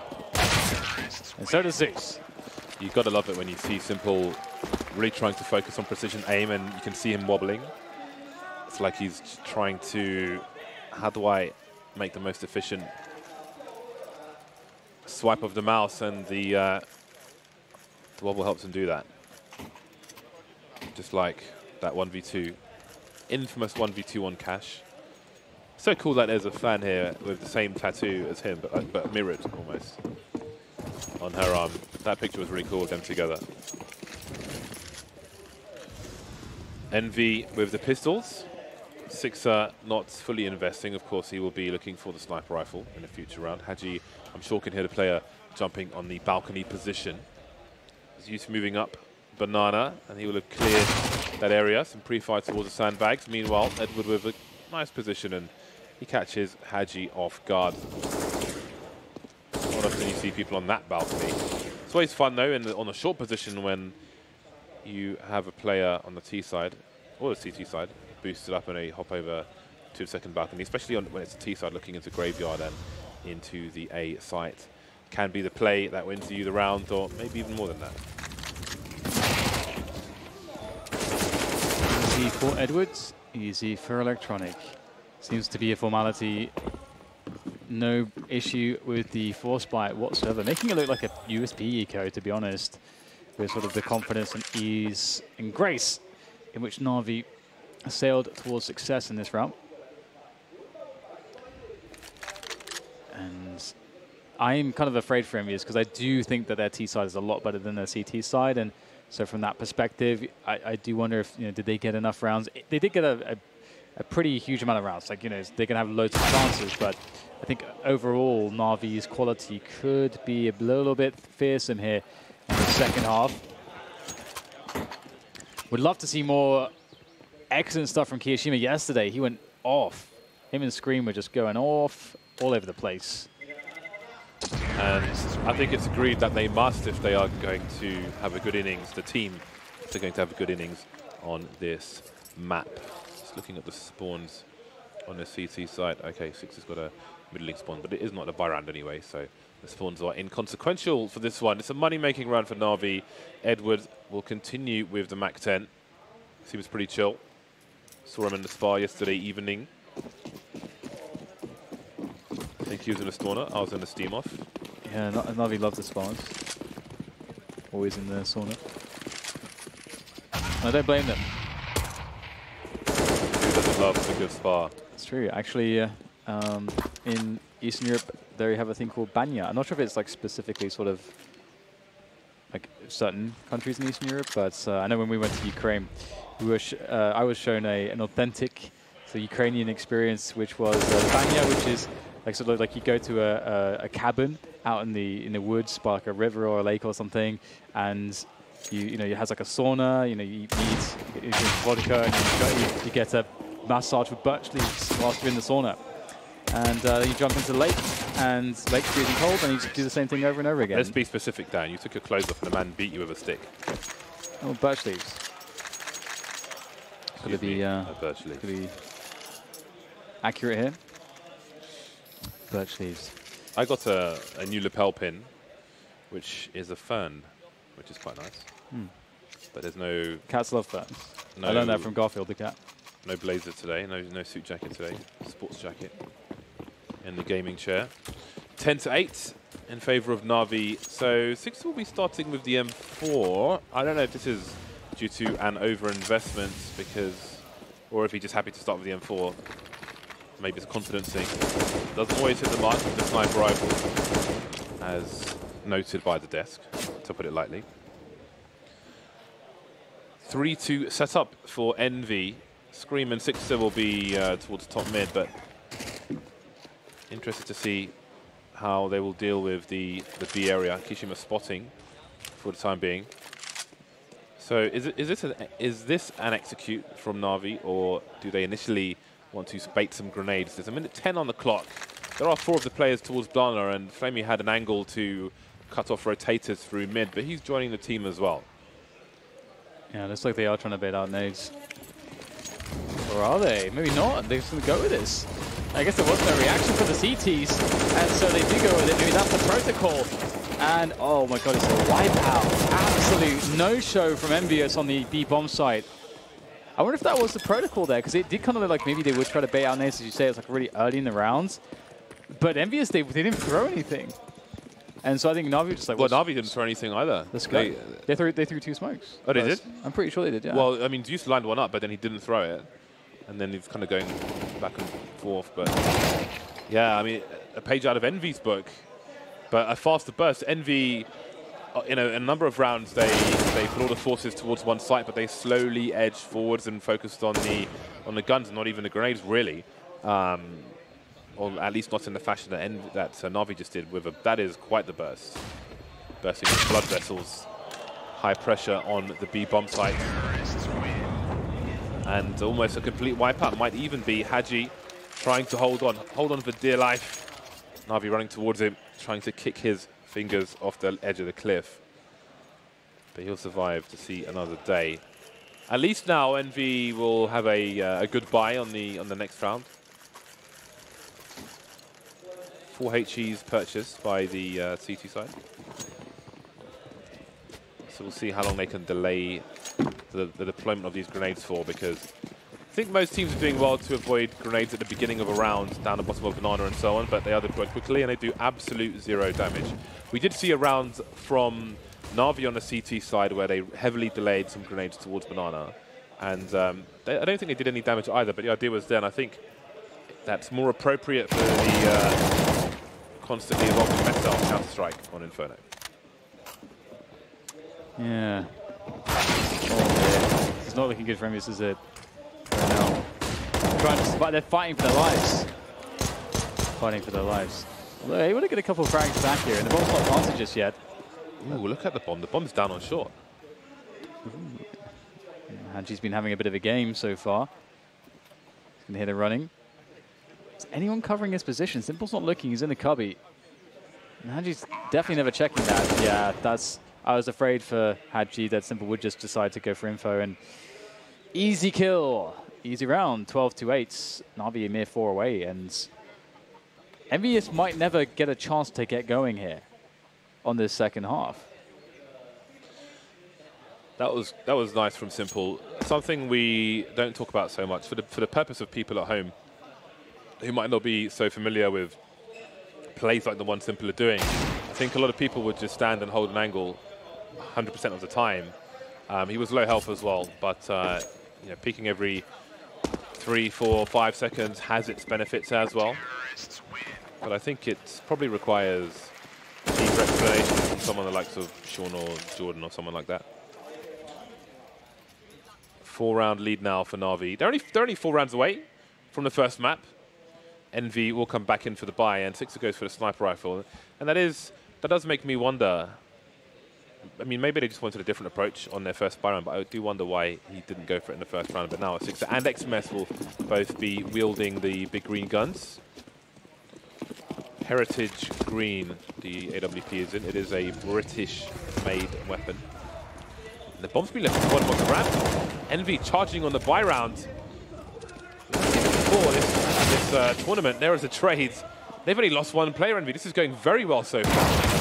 But at some point, you do wonder if you want to reset to a more traditional setup. Simple, last man standing. They continue to hunt. But that means he might get some 1v1s. And he is dangerous. And he has a lot of time on the clock. It is rare you see this sort of play work out so well. And I think Envyus do have the liberty to do this with this sort of ragtag group of players that they have. And again, we've seen how they've sort of just changed up the roles and so on. And they want to play more aggressively, and that's something that they've been doing. And this looks quite humorous. Is anyone going to drop down? Simple really just wants to kill here. He just wants to get the kills. Trivia, on Old Inferno, that was a piece of wood, and if you were at the end of it, you could see, you would come up on the radar even if you weren't visible. Ooh, nice little pop flash. Simple's he's been practicing his pop flashes from the crawl space, I'm sure. And he's working his crawl space like a pro. I mean, he is a pro, so no surprise there, I suppose. See what else we can get. Nothing. Okay, that's good. That's great. 12-9. Good effort from Simple, keeping that effort alive. And maybe Envyus can, off the back of that aggression, get some momentum here. Yeah, in the mid to late, it's weird. I don't know if there is a best option in the mid to late game when you're that at CT side, because they had a hole in their defenses, which was second mids later on once they moved down to the T ramp position. But there we go. It does work out for Envy. That's a great one round. You can't do that every single round, obviously. See how far Sixer opts to go with the AWP. Got to be focusing on second mid now. So it is okay to go towards, well, to aim towards the crawl space in most rounds, but looking towards T round is an arduous task. Scream saying hello, running distraction. Haji's on a balcony, but not in a position to peek into apps for the time being. And no one's in a position to throw him a pop flash.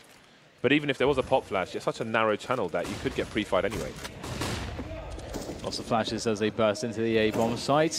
Haji is clear for a headshot. Gets traded out though. That's all according to plan for the Na'Vi boys, as the motor area is now smoked off and Sixer has no access to stop the bomb from going down. And there's no one really that can do that on the Envyus side. They sort of just have to wait now for the smokes, and they also have to make a decision. They have no money really, so do they go for this? Maybe if they get a quick frag, but not looking like to be the case. And there is plenty of utility remaining on Na'Vi post-plant. This is just a no-go for Envyus. They need to abandon ship. Yeah, that smoke, that re-smoke is an instant GG. You're just throwing money away if you try to push it around with 2 sniper rifles. The intent was for XMS to be in library looking towards the site, which does not serve easy shots for him. And Sixer to look towards the graveyard position, which is, I mean, you need someone to peek you basically. So it was a horrible spot for Envy, and I think the chances of winning that round were super low, very, very low indeed. So it's good for them that they hold on to these 3 weapons, especially because they won all of 1 round, and now their loss bonus is in the bin. It's in the bin with the raccoons, the bin juice, the empty packets, the rotting fish. Not very nice in there. Na'Vi 3 rounds away now. Envy will buy around what they had. And they've got a fairly strong buy with these 2 sniper rifles, but they might need to get more aggressive to get an early advantage and stop Na'Vi doing whatever they want to do. Yeah, definitely no mid-rush happening this time. Simple watching for the balcony push though, and yeah, this is good to see from Na'Vi. Just very aware that Envyus do want to play actively, and that's a tendency that they have been showing. I mean, we saw that from the mid-rush as well, and so they're taking a slower pace on it. And speaking of playing it actively, Envyus have actually given up the banana position. They are stacking 3 players there and playing 1 on Archer and 1 on Pit. So pretty much everything covered here, and without really showing their hand, the extra man on banana could be a most unpleasant surprise for Na'Vi. Looking for the boost. You know someone is ahead of the corner. Very nice spots the bomb. Instant info. Able to run back and run distraction. Kishima has to fall off though because the flashbang is good. And that could have been a huge coup for Envy. Are they aware of the potential? Someone to be in construction. Absolutely. But Electronic doesn't realize that they knew he'd made a play. Na'Vi not really getting anywhere at the moment. There is a gap in the smoke, but no one's going to look through that. And I don't know what the situation is elsewhere. Haji has a line, as you can see. And that might be a play for information. He could run balcony because he has an off angle. There is a kill on Edwards, and now he can start to move away. Simple Envyus on the run. Screen moving forward in the arch area. And Haji on the... I think he's staying on the balcony, or is he underneath? Either way, they're in a good spot. Yeah, he is underneath in the pit now, so it's a really difficult spot for Na'Vi. Offering the fake. Not what he was doing there, but be 1 kill for Zeus. Simple's made his way onto the site. I think Haji's just let him in, and they'll be comfortable playing retake. Now it's Simple on his own. 1 versus 4. Haji in the pit. The grenade flying in, taking half his health away. Sixer. What? What the hell? Oh, my days. That is hilarious. I wondered what the hell he got. Simple got shot with there because I saw just a headshot. I felt the headshot. Look at the top right of the screen. It's like, what? It's AWP? I guess the crouch jump, he's landing on the box immediately. He's confident for the shot. And that was quite something from Sixer. Na'Vi planted the bomb, however, and they've still got money in the hole, so nothing but pressure coming the way of Envy, still with their 2 sniper rifles. I gotta say, like, there's so many ways that play from Sixer goes wrong. So many ways. Because that's like a quick scope, he's jumping onto a box, you know, he's alone, he's not gonna get traded by anyone. But, you know, Kiyoshima, he's gonna be starting things off very nicely here. I like the aggression from Envyus. They put, 3 on Banana again, but this time they played with aggression to take control of it. And now they quickly have 4 on A, so banking on Na'Vi going towards A now. But the great play from Na'Vi at this point will be to just immediately say, we're going to challenge the smoke. As soon as the smoke blooms, flash, go in with 2 or 3 players with good spacing. That would be a really good way to do it. Because what would happen then is that also the AWP would go back onto the B site. A rotation would happen where you pull the 4th player back onto the B bomb site, and then you have a guy sitting on Banana, and then you can make then you can take top hits. But as it is, it's a 1-4 setup. So, and it's pretty easy to flash Sixer off of this position. You can throw one over his crosshair, and as you can just see there, and he gets blind and he falls back onto the bomb site. Now we get the rotation of the CTs. Yeah, Kiyoshima rotating, leaving XMS in the arch position. XMS, the only person with a smoke grenade. He had a bait set up with Kiyoshima. I was wondering if he would rotate towards B just to drop a smoke and fall back because Kiyoshima was in the library position, but they were concentrating on the bait towards A. And now Sixer and Kiyoshima will be against 4 players here for Na'Vi. Make it 3. Sixer pushing through the smoke. He gets a good position. He can still play around this fountain. The Molotov helps as well, but he's falling back into the deep corner. Play jumping on the box. That's a great shot on the barrel position. Edward Electronic, he's bought time for his team. Look at the rotation now. XMS in construction. 7 seconds as the bomb goes down. Screaming Haji and CT. Yeah, that bomb ticking away now. CT's breathing down their necks. However, XMS, will he get an angle to take anybody out? So far, it's not looking like that could be the case just yet. With the player on Banana, depends on how deep he's going to peek. Edward Electronic now on the bomb sites. It's going to need to be so good here. That Molotov absolutely perfect, I think. Oh, no, maybe not. Electronic has actually got a lot of space to just sit there in the corner. Another 1v1 for Electronic as he moves in. Haji has to move into the flames of their own incendiary. That's an absolute disaster. If that was placed correctly, there's nothing Edward can do. All Electronic can do, that is. That is a disaster. Oh, dear. Oh, my God. If they'd just taken the time to bounce it correctly, he's dead. Probably would have been hard. I mean, the guy's literally in a dark spot. And it's hard to see through Molotovs on a good day. So I do wonder if he could even see him properly. That is a problem for Envy. And what has it done to their money? They have lost quite a lot. 6 of that taken out. I thought he might have gone to the pillar for his engagements, but expecting a player on the barrel position. He got a nice shot there. But now there are huge problems for Envy. They've got to forget about that round and just focus on this. No one on Arch for the CT side. See what they're trying to do. Jump on a balcony, perhaps? Does Flamey hear any of this? I don't know. Now Scream can keep an eye on the boiler position. And if Short is smoked, he could opt to jump on the roof to mount some kind of defense before they move into the Arch position. See smokes being lined up for Na'Vi with Flamey in possession of the apartments area. So even if Scream did jump, well, he won't need to now because it's Arch that has been smoked. So the peak will be coming in. Oh, he gets flashed by the second one as he falls off, but he will be a brief distraction, but they can't capitalize on it. Scream's ready and waiting with the M4 as he looks at the peak. The flash goes in, he gets the first kill. The second one will not go his way, however. And it's down to Haji on the pit position as he waits patiently. XMS has support with a flashbang. There it goes deep. That's going to be Haji peeking with it. However, where have Na'Vi gone? This is smart from Na'Vi. It's a 4v3. They got loads of time. Well, perhaps not loads. They have time. I should not use loads as a description there. Let's see. Okay, so lots of harassment towards B, throwing nades at B, Trying to pull rotation. Oh my god, is it going to work? It actually works. Oh, poor Haji. He's 1v4. This is a disaster for him. It's the first kill, but surely he goes down at this point. The Molotov cruise work on the balcony gives him a clue, but he can't get that second kill. But XMS is in a great position. Look at the time on the clock. It's even a faker reposition. Maybe anticipating what might have been going on there. What a play from Simple. I do wonder. How does he know? Yeah. I guess he realized with the smoke down that was possible. Kiyoshima's made this winnable, though. What the hell was that? Kiyoshima versus Edward. 23 HP. Moving back in case of grenade, perhaps, but now some pre-fire, though. Edward with an elevated position surely has a winning play here. No! That's crazy from Kiyoshima. How's he won this round? Oh my god. I don't think anyone ever expected that. His long-range spray down seems so consistently good at this tournament so far. Oh my days. What did we just witness? Okay. Ooh. Dude, oh, wow. he adjusts for it as well. This is not, he's got 23 HP. Edward's in the sky. Oh my god, he gets the doesn't land headshot. a single bullet. They found it hilarious. Wow, that is just unbelievable, isn't it? What a savior, Kiyoshima, lifting the team in so many different ways at this tournament.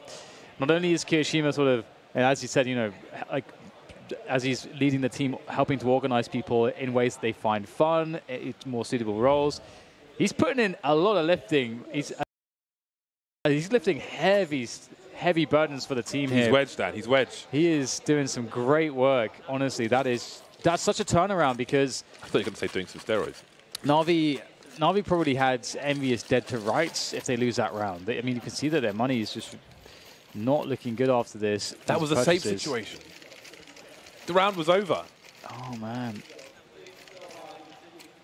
He kills Electronic. I think that's like the second guy with that long-range spray down it with maybe 3 bullets of the spray. It's pretty impressive. That pause was a tactical by Envy, by the way. Na'Vi still in good spirits there, despite the horrors of that round. Their money's gone, though. Imagine if they lose this round. Imagine if they lose this map. Then things might get more real. For the time being, you know, sometimes you have these anomalies, and you just have to accept that. And it seems they've got the mentality there, so they're not going to be triggered by this. But if they lose, then they may look back to that round. So all eyes on round number 26. Sixer has the sniper rifle once again. XMS and Kiyoshima with a different setup. Kiyoshima standing on second oranges this time. Traditional setup, if you will, towards the A site, but a lack of info towards Banana. Na'Vi weren't shy of aggression to take control, have an idea what was going on. And on many a round, Envy have kept it simple and just waited for these players to come to them. But if they lose the B bomb site, if these 2 players can't hold to the 5 of Na'Vi, surely the round is over. And Naze will soar into the B bomb side as the push comes in and Electronic is first man. Flick comes in, it's not going to be working out. These Envyus players doing a fantastic job initially on the defense. And they will trade it up though. It's an even situation, which is now quite favorable for the defenders, which is Na'Vi in the post plant. And an AWP is on to Sixer, but is there going to be a smoke? No, there is not. Flamey just out in the open. They're going to meet them out in the open. I can't believe it. And they absolutely smash Envyus on the retake. I don't know how Sixer missed that shot with the sniper rifle, but you could see the frustration. Sometimes the easiest ones are the hardest ones to land.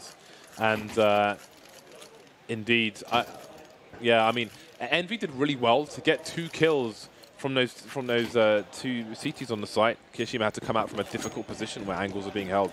So it was amazing they got that far. And the funny thing is, if they hadn't got those kills, maybe Envy have 3 weapons in this round instead of a bunch of pistols. So just the way the cookie crumbles sometimes.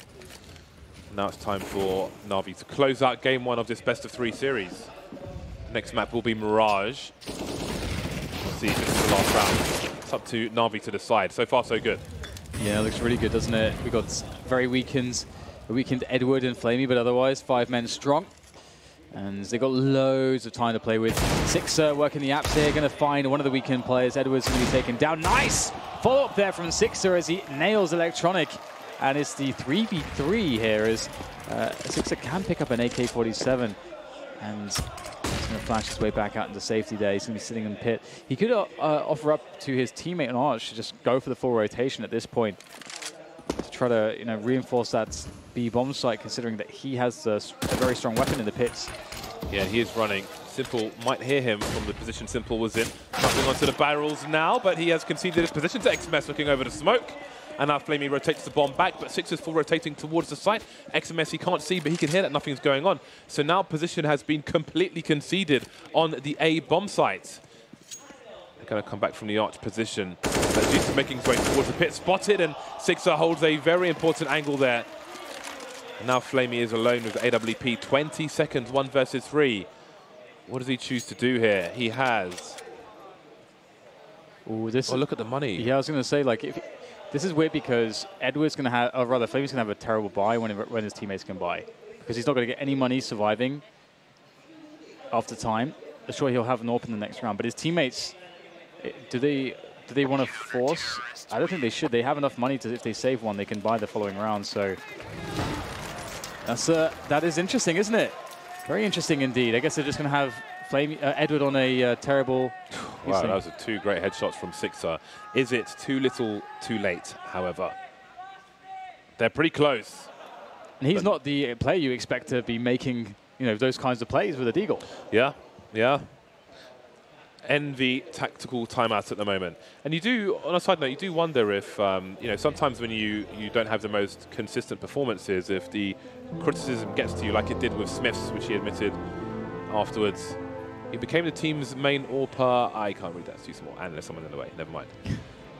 Well, this is still a dangerous round. Simple will be full 101% FPL mode in this round. He has the AWP. The rest of his team have pistols, Flamey on an MP7. In a round such as this, however... Oh yeah, Kenny gave him his Dragon Lore, which is called the Magic Stick, if I'm not mistaken. But I don't know why... I'm surprised about the force buy just because... Okay, sure, there's an AWP saved, but if they just wait one round, everyone has full AKs, full nades, except maybe Flamey, who has, like, same buy as here, but with more nades. So this better work out for them. That's all I'm saying. They're on match point. Game point, that is.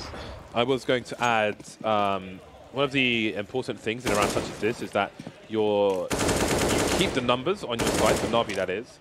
If you need to stay alive while Simple tries to place for some picks, so you can use those numbers to collect weapons and swarm a site when they're weak and there are holes to be exploited. If his team were overly aggressive before he can make an opening, then he would essentially be in a safe situation, and that would be quite ruinous. So you have to give your teammates space to work with, while at the same time maybe you have one person as cannon for the jumping past an angle or something, depending on the map, etc., so on and so forth. The numbers are as important as the AWP in this round. And they're struggling to really get a pick here because Envyus are not giving anything away. They're playing ultra passive in response to what they see from their opponents. And it's going to be time to go in pretty soon here. Simple's going to have to do some magic. Let's see if he's got his magician's hat on in this one, as time is starting to run low. 35 seconds to go. As Zeus is going to be checking the CT spawn area. He'll see nothing so far, except right at the end, there's Scream by the trellis. And he's having none of it. Flamey, though, for the follow-up. Ooh, pre-firing around the corner. You got to love that. 3v4 here for Navii to try to take A. Ooh, the bomb. Can it go down? Somehow, Simple makes it work, and he's still got the AWP. The no-scope. He makes it winnable for Flamey. Flamey has position. Envy are out of position. Oh, boy, I can tell you something about this later on, but let's see. Flamey could be anywhere. He could be in the pit, I think. I don't think XMS had the angle. He could be in the pit. He could be even on the balcony, on the site, in the graveyard. Can he get through that? Such a strong position for him. Going wide, but he's so close. Kishim of 19 HP. So we had Haji in the corner of the site, and he had the last smoke grenade for the team. And there were, what, 22 seconds left? And he could have smoked off Arch, could have smoked off Short, but he chose to put the smoke in on the corner of the site, so he has advantages if they try to push the site, and if they try to plant default, he can just spray them. And they did try to, well, I think they faked. I think that's why Simple rotated in that round prior as well. I think he might have done the same smoke, but eventually Simple was able to use that smoke to get a plant. And, I mean, that was pretty close. Did they force again? So it worked against them. Well, they've got more money because of the... No, they've left money in the hole. Okay, good. Good. Good, good, good. Yeah, that was a close one. I actually thought that Na'Vi were going to win that in the 1v2, but it was not to be. And maybe the map win is not to be. Envyus is still looking focused, still looking confident. They've got a good amount of weaponry here. Some nades from Na'Vi though, so they'll be up to no good on the top mid position very shortly. What tricks will they pull out of the playbook? Sixer going straight back to the A-bomb site, playing very passively. Very passively indeed. Na'Vi still biding their time here. There's just under a minute left now. And once more, they have not really pressured anything towards the B-bomb site just as of yet. It's a bit of an unknown quantity for them. So they're quite committed towards A. 40 seconds to go now, and they're starting to show some face. Ooh, are they going to go to B? Oh, this could be awesome. That's take down the XMS, and they're successful. Kirishima against Game Point versus a horde of pistoling players. I don't think he can hold the B-bomb site, but maybe, just maybe, he can hold construction. They're lining up for him. He knows the numbers there, trying to conserve his bullets, being really smart with that. The Deagle now, 1v1 with Electronic. Electronic not going to engage. They need to focus on the site itself, and he's being flanked. Can he get his real in the time? Oh, he keeps going wide, but Flamey will pick him off before he can fire a bullet. Haji and Scream at the front of the site, spotting the T by the fountain. The bomb is down. He doesn't get the kill. Simple and Flamey in the red now. But it's a 2 versus 2. Flamey with the M4. Who can engage first? Sixer now alone in a 1 versus 2. Flamey might have just done it, trying to get the trade fragger. There he is. Flamey, though, rotated already. And Sixer does not have a kit. He has no diffuse kit. And there it is. That's the game for Na'Vi. A pistol round to do it. 16-13 over Envy. Big performance there from both teams. I mean, there's a lot of turns in that game. It was very, very hard to predict who would actually come out on top in the end, considering the economy situation for Na'Vi, considering sort of some of the confidence we saw out of Envyus. Envyus are looking pretty damn good. They could have taken that map. Yeah, that was a noble comeback attempt. There were a lot of rounds being traded back and forth. We had 1, 2, 3, 4, 5, 6, 7 traded rounds in a row, whereas no one got a consecutive round in the middle of that second half, which was pretty damn crazy. A lot of action to be discussed by the panel. Over to you, Paul. Thanks very much, James. Yes, plenty to be discussed after a 29-round thriller between these teams. Na'Vi come out on top in the end, but they were made to work very hard for it, not perhaps why our panel members thought would happen in game number 1, Sean. That was a lot harder for Na'Vi than we thought it would be. Yeah, Na'Vi needed both pistols, both first guns, so 5-0 starts on both halves, and they still eked that out on a force buy to win 16-13. In my opinion, honestly, Envyus was the better team in that match, but I mean, sometimes all of the little things add up, like the pistol rounds and the eco rounds. And you just can't overcome something like that as an underdog. Yeah. And that's what happened to Envyus. Life of an analyst is never easy, especially when you use the words, if Edward top scores, then Na'Vi should easily win this game. And he did top score. He did. They didn't quite easily win this game. No. Likewise on the other side, you were saying Haji, really important. We've talked about Keo, we talked about Scream, but if Haji can have a really good game, he stepped out of his way. He was putting on the board. Yeah, definitely did. What I was most impressed really was the fact that since Na'Vi got a flying start to their T half, then Envy actually really showing a lot of aggression on their CT side to kind of stop Na'Vi to have the space to do their executes, which are very super dangerous, as we saw, for example, towards the B-bomb side. I don't think there was a single round there where Na'Vi was going to the B-bomb side with their execute and they didn't have at least the 3-on-3 situations, which is a very winnable after-plan situation for the B-bomb side. You would, favor that for T sides, actually. So Envy really doing a solid job. It was only once toward the tail end where Envy was playing maybe a little bit more timid, that Na'Vi was given that room, that then the rounds started getting really, really close, and Na'Vi should have actually gotten a couple of them. Kyo with an amazing 1-on-3 first of all. Incredible. She should have never won that one. And then, funny enough, at the end it's going to be that CZ round.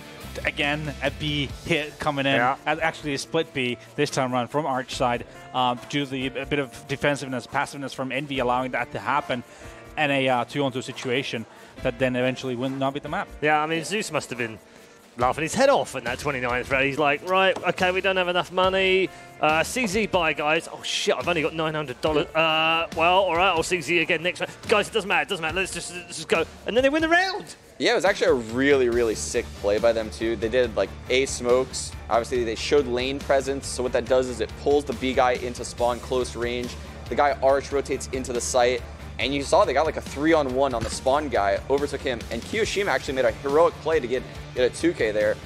The late round kind of fell apart. Haji probably shouldn't have peeked that guy Coffin, and Sixer kind of looked a little bit off in the 1-on-1 at the end, not too aware of the spawn angle. Yeah, I mean, what's the game awareness here? Because that looked poor, didn't it? Yeah, this is more the pressure getting to him, I feel like, in that situation. Yeah, I don't really think that's too. You can really look into that too much. I mean, what Na'Vi did really well, honestly, is their B exec. Envyus showed a lot of aggression, like Na'Vi said. I was surprised because when they were down 5-0, they hit him with a mid rush. Next turn around, they played super aggressive banana. They got opening pick, and then there was another round where they got an opening pick at bottom banana, and Na'Vi did this B execute that they did multiple times throughout the half, worked every single time, and it's super sick because they throw a flash off of the wall that goes into first oranges.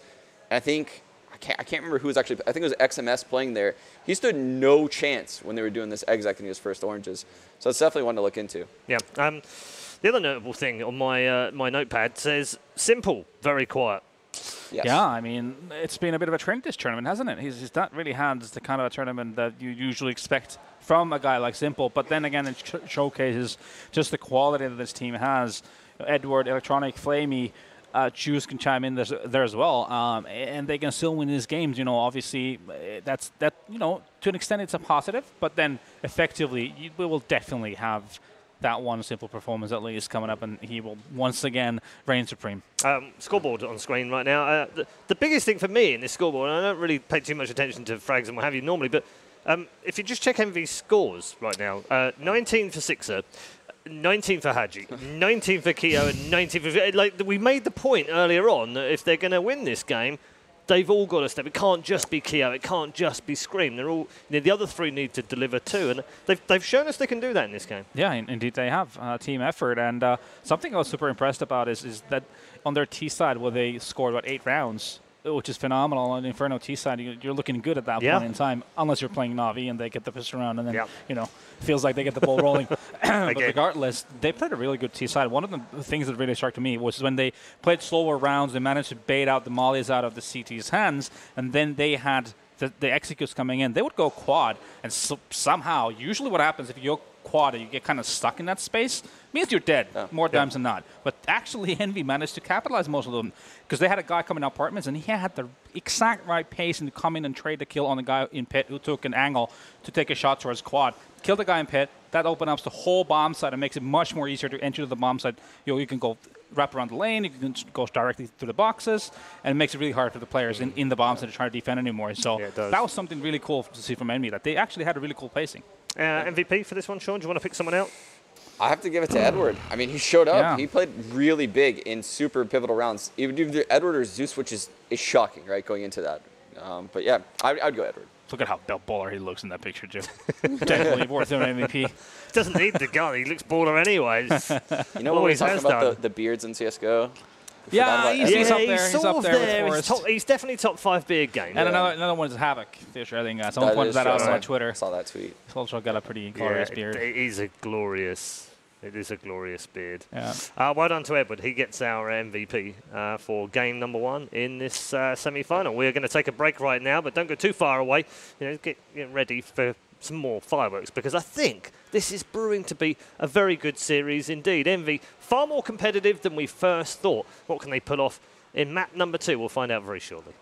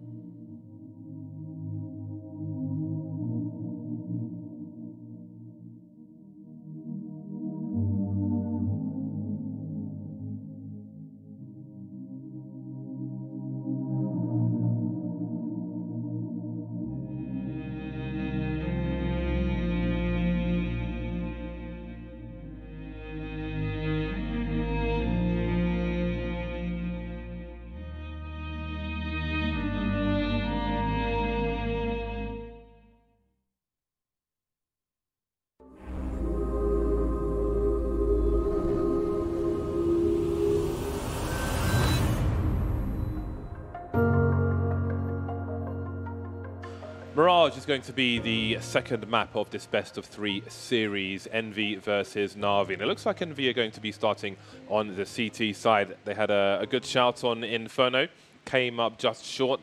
Can they make it? Can they take it to 3 maps? It's a tough one, isn't it? I mean, Navii, they've improved their Mirage game lately, and Envyus, again, is... We did see a performance from them on Mirage yesterday, but it was only Kiyoshima who really was delivering much of anything. It was a bit of a struggle. So from that perspective, you know, if Heroic are going to be able to have a really easy time against Envyus, I mean, is it something that they can really fix overnight? I feel like it looks grim for Envyus right now. Simple on Mirage. Well, we'll see. I mean, he hasn't been as explosive as we know him from all, you know, the highlights of the pugs and so on, and matches. But maybe this is a map for him. We will soon find out. We are counting down in the warm-up. They will soon be kicking things off. So will it be a 2-0 for Envy? For Navii, sorry. Or can Envy take us to train? That is a question which will soon be answered. Let us know your thoughts. I think this is going to be really tough for Envyus, honestly. If it's a showing like yesterday, it's going to have to be a completely new look on Mirage, and I'm not sure how they'll achieve it. And I mean, they're going to know that. So, it's going to be a tough one. They obviously, in the veto, left it in the pool, and it was, you know, something that was chosen by Navii. Let's have a look. Yes, indeed it was. So yeah, it was left in the pool, Navii picked it. That's something that's very predictable for Envyus, so they should have been able to prepare for this. They should have been able to come up with a game plan for this map ahead of time. So, and they have that data from yesterday, playing it against Heroic. So hopefully for Envyus, starting off on their CT side, they can get off to a good start, much better than yesterday, I hope. And Navii, they're getting on that T side, and they're going to go straight to A. The whole team. Flamey has a smoke, which looks like it's being deployed maybe towards the connector jungle position. Yes, it is. And here comes the charge. One flashbang. Kiyoshima is going to start things off. It's going wide, but a jumping peak will be good enough. 3 CTs remain. 6 will get picked off, leaving Haji and XMS. Just trying to pre-fire positions. XMS getting a kill onto Simple. And this is not a favorable engagement. The bomb has been rescued for the time being, but they're continuing to duel. They're hell-bent on this frag, and XMS is coming in for support. Where is the bomb going now? All of a sudden, things getting super weird. Electronic hopping over towards the B bomb site, but Haji is already there, and not spotted from the angles, but probably heard. This is so awkward. They were looking so good, Navii. What's going on now? Ooh, this is not looking all that great. Edward used to have quite some special stuff to show you with the pistol, but now he's going to have to summon that because this 1v2 does look a little bit grim at this point. He's going to keep pressing the issue here, and smartly by Envyus, they're trying to just keep the spacing good so that they can guarantee the trade, and they're going to be able to do just that. And it's Haji with the frag. So 1-0, Envyus. I don't know how they recovered that. It really felt like Navii they could have just planted on A straight away. It really just seemed like they took the site straight up. So yeah, I think chasing the frag in jungle was a problem. Yeah. The guy was on the other side of the crawl space, which is quite an issue. And yeah, I don't know. Well, there it is. Envy start off right, but that also includes winning this round. If you win the pistol on a CT and lose the second round, it's almost worse. As it puts the T's in a much better spot. So 6 are going for some funky wallbangs. You can wallbang the position where a CT will look for a player in the underpass from the window when they jump on the table support. You can wallbang that from top mid, but I don't think I've ever seen it in a professional match. This should be an easy frag for Simple. Easy headshot. Oh, he misses actually. Oh, all right.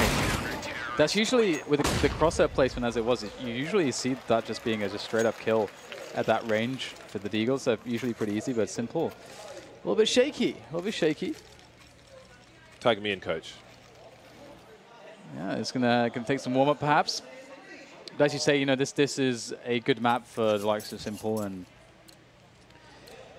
although we won't see the AWP for a little bit from him. And depending on the strats that they want to run, we might not see it for quite some time. scout there for Sixer. I love that Simple's bought the Deagle again. Obviously, not buying any Kevlar with it the first time, which does allow you to buy a Deagle in the consecutive round after the second round. Q looking to farm. Oh, he's only going to get some knees. That is not what you want. And in go the P's. Oh dear. This should not be possible. This is almost a Glock round. And now they might lose the round at this point. They don't have position. 2 plays towards CT, though the bomb's not getting planted just yet. Sixer doesn't have an angle to stop it. And the T's are spread all over the place. Now, often on a buy round, you'll see the CTs fall back to ramp, but it's only Simple doing that. They've planted for short, and Simple is rotating in that direction with the Desert Eagles, Edward and Flamey to clean things up. I just don't know. Haji's the only man with a kit. They've still got multiple targets. There's a Molotov on the bomb thrown by the T's in a Glock round. What is that? Haji now with 4 HP. And I did wonder, when they lost these 2 players on A, I was thinking to myself, there is a world where a save makes more sense. I mean, that should not be possible. That is not a round you lose ever. I mean, it was a Glock round, basically. That's insane. Wow. Life does not need to be wow this arduous. Yeah, that's quite the misstep. You know, it sucks so much because you defeat the anti-force by like, yeah, we're going to get this these first 3 rounds, going to get that momentum, and then you kind of get stopped straight away. It doesn't feel good. Sixer just with a Deagle, can't do too much just yet. And Navii with mostly AKs and loads of utility. They are laughing at the moment. They have good mid presence too, and there are no grenades ready for the CTs. There's 1 flashbang on Scream, and that's it. Oh, no, sorry. 1 flashbang on Scream and a flash and a smoke on Haji. Otherwise, no grenades. That's pretty appalling for 1 minute 20 on the clock. So, do they get aggressive? Do they just try to play passively? It's very difficult. If Navii decide to go and take a bomb site, it's going to be hard to stop them. It's a good position that allows the CTs, once the smoke has gone, oh dear. You heard them, there was a sound cue, and I think that was enough electronic to get the frag there. Had that not have happened, then Sixer would have seen people moving into connector. Smash off angle for the CTs. And especially with the vent unbroken, it would have taken the T's by surprise. But again, this one sound can cause all kinds of problems, and now Navii start to spread like a virus over the A side. Scream Kirishima, 3 plays in fact on this CT position, but once again they can't stop the bomb plant. Nobody on the short area as Haji's in the window now. How do Envy retake? Yeah, it's actually not looking too bad for them at this point. They've got the 4v3. There is definite opportunity for them to make this retake work. It's using the brute force there, pushing in the rifles. XMS with a double. Now down to Flamey. Now Flamey, how awake are you to here today as he pushes in, looking for the next frags. No kit on these players. Scream down very low. Flamey with a health advantage, and there shouldn't be any time on the bomb at this point. Scream, he's going to have to give this one up and just escape with the M4. Navii have done it. That retake looks on, but Flamey too strong. 2-2. Really, I mean, being a map down, I cannot delete that round from my mind. Glocks. Mere Glocks. Well, here it is. Envy on the pistols now and the saved rifle of Scream. He's got a flashbang and a high explosive as well. So we'll see what they can do, this Envy side. Navii probably plays slow round, although they'll quickly take control of the middle area. Zeus not shy to make inroads towards the B bomb site, clearing out the van at least, but maybe Haji can be activated as a flashbang, but easily avoided by Zeus. But he won't get the kill. That's 2 players lost very quickly indeed. Now the money flashbang is from outside the window of the market area. That's the true pop flash for that position. But either way, they get the kills, but they can't quite retrieve that gun. But Kishima's got an AK, and that's a massive problem for Navii. And that's kind of a big miss from Simple. And that's a shot that would really have helped them. Obviously, it's a player on the other side, but still, thin out those numbers. And Edward goes down. There's no trade. Simple's too far back. Oh my God! That is stunning from Simple. So nice that it broke the camera. But how far will that frag really go? There's 50 seconds to go, so there's some time. Simple picks up another one. Now Electronic has more space to work with, as you can see Six is really concerned with Simple. And he might have to come into action now, pulls out the M4. And there's Electronic, catches him off guard easily. Simple down to 9 HP. Surely there's no way he can do this. He would beat the ace at this point. That's one more frag. Spots the next player, looking for the damage. But they're in a crossfire setup. Simple surely can't do this. Misses the no-scope. Maybe, just maybe had he hit it, it would have been doable. But Envyus will save the day. It's a two-man survival situation at the end, so they do keep some money alive. This is scrappy. I think 4 out of 5 times Simple gets that kill and probably wins the round 3 out of 5 times after that, or even more. I don't know. That was scary stuff. That's such a crazy shot. It does go back to, you know, that he had that shot on the guy all the way from Catwalk into the A-bomb site. And if he hit that, he would have been in a 1v1 there. So it's just, you know, one of those things. You can't win them all. And scoreline is 3-2. Both teams really suffering on the money side of things. This is a very important round due to that fact. Everybody for Na'Vi focused on the A site. It seems to be A with smokes. There is a Molotov on Sixer and only Sixer, but he's holding something at a time for the time being. I do like the idea of dropping a Molotov on the smoke, which lands next to the bench position, which was just mollied by Na'Vi to leave a gap in that smoke to fight with. So it's retake territory for Envy. We've got a second play moving towards CT. There are 4 smokes down on the site at the moment and 1 in connector.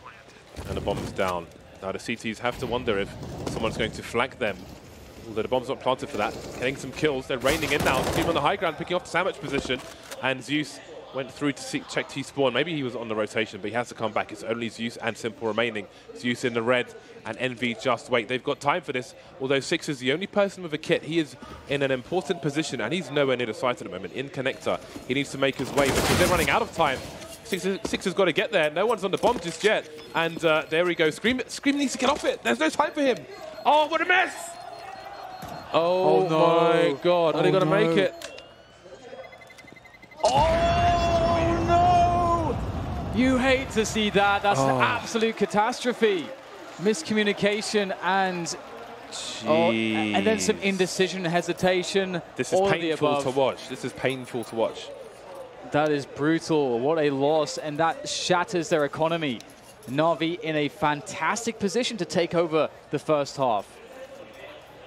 That's the kind of thing that your players who have been fragged need to look at what is going on with your team, and they need to look at and say, Sixer, you're the only guy with a kit. You need to get to the site.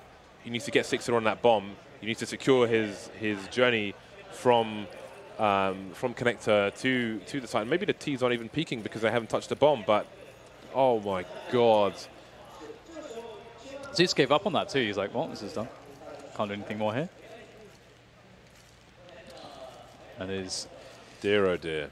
Yeah, that is that's definitely doesn't have rough. to be this way, Dan. It doesn't have to be this way. That's rough. That is rough. And they're going to go for the force buy. And that's a good play to make. They can get the AWP onto Sixer. They can get some CZs, Kevlars. You can see that their money was so low on some players that force buying is... I mean, we need a double save anyway. Ooh, 3-3, and it could get so much worse here for Envyus if Na'Vi are able to convert. It looks like they are ready to go for a set piece onto the A site again. Na'Vi, perhaps one of the top teams that actually does the least mid takes and does the least sort of play around middle. I'm still hurting inside. That smoke on the ramp. Oh man, Scream was walking up mid. That smoke on the ramp would have been perfect because it's delayed the entire execute of Na'Vi, and Scream could have been flanking, but instead Six is rotated to look towards the Palace position. Scream's gone back to B instead of committing to that push he was going for. But Xmas is in a good position. He's still got some bullets in the hole, doing some damage at the very least. Six are picking off the Palace player as well. So far, so good for Envy. CZ so strong, man. This is really problematic at this point. I'm not sure if Na'Vi really want to commit with this. But do they have a choice? It's just such a terrible situation for Na'Vi. Envyus are at such an enormous advantage because they have superior numbers. Electronic is basically dead on his feet. And look at this. They're just stuck now. They are just stuck. They can't get onto the site. They've got 40 seconds. a good look at all. Oh my god, Simple, nice little tap there. He's got 30 seconds to go. He's got to collect the bomb. He's less than half health. And Envyus, they know that all they have to do is just wait. He has to make the move. He has to go to a bomb site. And at this point, he's committed to A. They know it. Sixer is flanking with AWP, but if Simple were to save and he was to win that duel, then he would have an AWP. So that is dangerous waters, but he is out with his knife. Sixer will land a shot, and all is fine for Envy. Can they stabilize now? No more heart attacks, please. We've run out of ambulances. That's one of those interesting spots where like it surprises me that Na'Vi wanted to commit into the bomb site. Because when you lose those first two players, the push into the site becomes impossible because you have to get the bomb down whilst the smokes are up, which means that you have only two people able to cover. And there's just too many spots to cover, and the CTs are really incentivized to actually try to push on top of you whilst the smokes are up because you are down on men. So would have liked to have seen them back off there, but I say it's all good. It might not be because Envyus are right back in this one. They have turned the tables. But can a quick B-rush, can that be the solution to their woes? As he's jump picking with the smoke grenade, but if they charge towards the site, he might be better served putting the smoke grenade. Oh, he loves his gimmick smokes. Can he make this one work for him though? They're jumping out and there's one kill for him. He sees one onto the site. He can communicate that to his teammates, but he's going to get picked off. There's 2 frags now, but Electronic is the last man standing. He has the bomb. He's got himself a 1 versus 1, trying to reposition, trying to continue 1v1s, but that will be all the damage. I was going to say he might be more served by dropping the smoke between the van and the site so his teammates can rotate through the door, rather, but it works out fine for Envy. Maybe now they can stabilize. Although, this looks like a Glock round for Na'Vi, so who knows what might happen.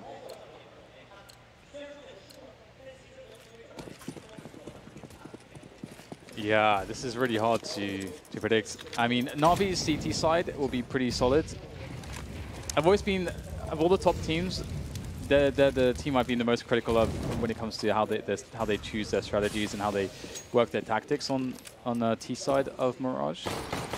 It's just because you don't see that much in the way of mid takes, and there's not so much sophistication there.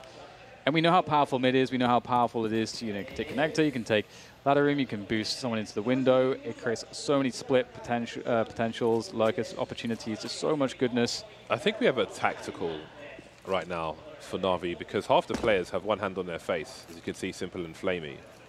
So I think this is an existence-esque discussion for the future rounds, mostly in T-Spawn. This is really good because sometimes 30 seconds is not enough. And again, it's a Glock round and so on. You can just discuss things as long as you want, then run and die. Yep. Just like this. And now Simple is on the ramp on the eco round. This is awkward. So, one thing to consider as well, okay, so if you think about Navi's style... What is he doing? Why is he doing this? If you think about Navi's style of play, right, they're encouraging Envyus to play 2 men deep on these A setups and towards the A pit position. And this is something that, by taking mid, you actually affect the rotations. You either force them to push or you pull the players out of pit. So if you then come into the A push later on in the rounds, you're less likely to have like a 2-man setup to deal with, like we saw before, like with the CZs. So I think Na'Vi must pressure more of the map so that they can pull rotations more instead of just running into these bomb sites with just basic set pieces with no pressure around the map. This has to be the next adjustment. Otherwise, they're just too easy to counter. Both teams on a buy again. AK's out for Na'Vi, no sniper rifle anymore. Limited on grenades. Perhaps we will see another fast play, another commitment from most of the team, although they will start out in a more traditional fashion, although not 2, but 3 players towards the A ramp at the beginning of the round. Simple avoiding the initial grenades. He might hear the CT jumping around, maybe trying to catch him off guard. Sixer with a forward position. Nice frag from him. Can he back off though? That's a great read actually, to have the AWP in the palace, expecting the lurker, but look at Simple. He's going for the solo man play into the B-bomb site. This could be really confusing here for the Envyus lineup. Hadji knows he's wandering around, just holding position there. Simple could get into the market potentially, or look for the 1v1 as the push comes into the A site at the same time. Simple will execute Hadji, but look at this, it's a 4v3 for Na'Vi. Envyus have to somehow find a way to stabilize and get an understanding of what is going on. I don't think Hadji had any idea. I think he was just holding an off angle for somebody jumping out of the window. Simple covered his jump with a shot of the AK, and Hadji couldn't identify from the directional sound where he was because Hadji dropped a smoke in the middle of the site. I don't know. That was weird. But Envy are in a pretty bad position to go for a retake here. They are heading towards the site, but I do wonder if there's no pick from the short position, do they commit? Simple's got a great angle for Kiyashima, who is heading towards the market position. Sixer boosted up. The Electronic is in apartments, and they are committing now. There is the frag, which activates the rest of the push. And now they might be at the point of no return. That bomb is quite ticked already. Again, Sixer's the only one of the jet screen moving forward. Trying to distract him, but Sixer's not close enough to defuse this bomb. He's running to the site, though, but how does he stop Simple? He's on the bomb, it's in the smoke, and there he goes. Everything will be lost apart from the AK on screen. Trying to go for the AWP, but it could be anywhere now. Sent flying by the bomb. Great luck play by Simple, harassing the lone player in the B bomb site and causing mass confusion. I mean, I feel like Na'Vi are pretty fortunate there because Envyus had a great start to the round. He sees, you know, He pulled his knife out. He had no idea. And it's really odd that he misread it in that way. But I think he threw the smoke that was in the middle of the site. Maybe I was wrong about that, but that was what confused me. But yeah, he had no idea where Simple was. But yeah, without Simple's like play into from B apartments into the B bomb site, winning 1v1 with Hadji, they don't get that round. They had no way in. They were pretty much shut down around the rest of the map. They had no mid control. They had two players towards the A side of the map who couldn't do anything at that point as well. They're just sort of stuck there. So again, from that round, although Na'Vi did win it, we didn't really see a greater, any sort of significant adjustment when it comes to, bettering their approach to the rounds to cause chaos in Envy's ranks. So still looking to see more pressure across the map here from Na'Vi. Sixer and Hadji towards the B bomb site. Do wonder if they'll put Sixer in situ to look through apartments and then leave him alone towards the B bomb site. He won't have anyone entertaining him anytime soon, as two players are moving through the underpass. 180, 360 from Electronic. Simple taking down towards the ramp. Edward and Zeus moving faster. They've got the bomb in tow on this ramp position. Looks like a simple split of A from Na'Vi. Yeah, they just, again, they're just going for a push without any presence on the map. And Envyus read it perfectly. You can see that previously. We'll go back into that in a moment because they need to finish off the last two players. Maybe there could be a chance here, but Zeus will go down and it's up to Edward in the 1v4. And it's going to be really tough at this point. Envyus have gained so much ground, so much control of the map. Envyus knew exactly what was happening. As soon as the smokes dropped, they knew that there was going to be a push from Connector, and they had two people looking at it, and the rest of the Na'Vi was stuck on the pit position. They couldn't move. So it's another round where Na'Vi's strategical approach is just not good enough. Edward has 30 seconds. Probably intends on dying, worst case scenario, but not charging straight into the B bomb site. He has a higher chance of a 1 versus 1, as Envy will have a number of different places to spread. Now, Hadji's moved through B apps, but Scream is still in B. I think, did Hadji go through the underpass? So they're about to find out that B is clear. They've left one person on A, but it seems Edward would hold on to the AK-47. But he's running straight towards Hadji, who suddenly realizes... I don't know why he is pulling out the bomb. To offer surrender. He probably dies anyway, but you can't fire bullets with a bomb. He wants to give the bomb away to CTs, get a peace treaty going. But yeah, this is just more of the same from Na'Vi. Again, no map pressure.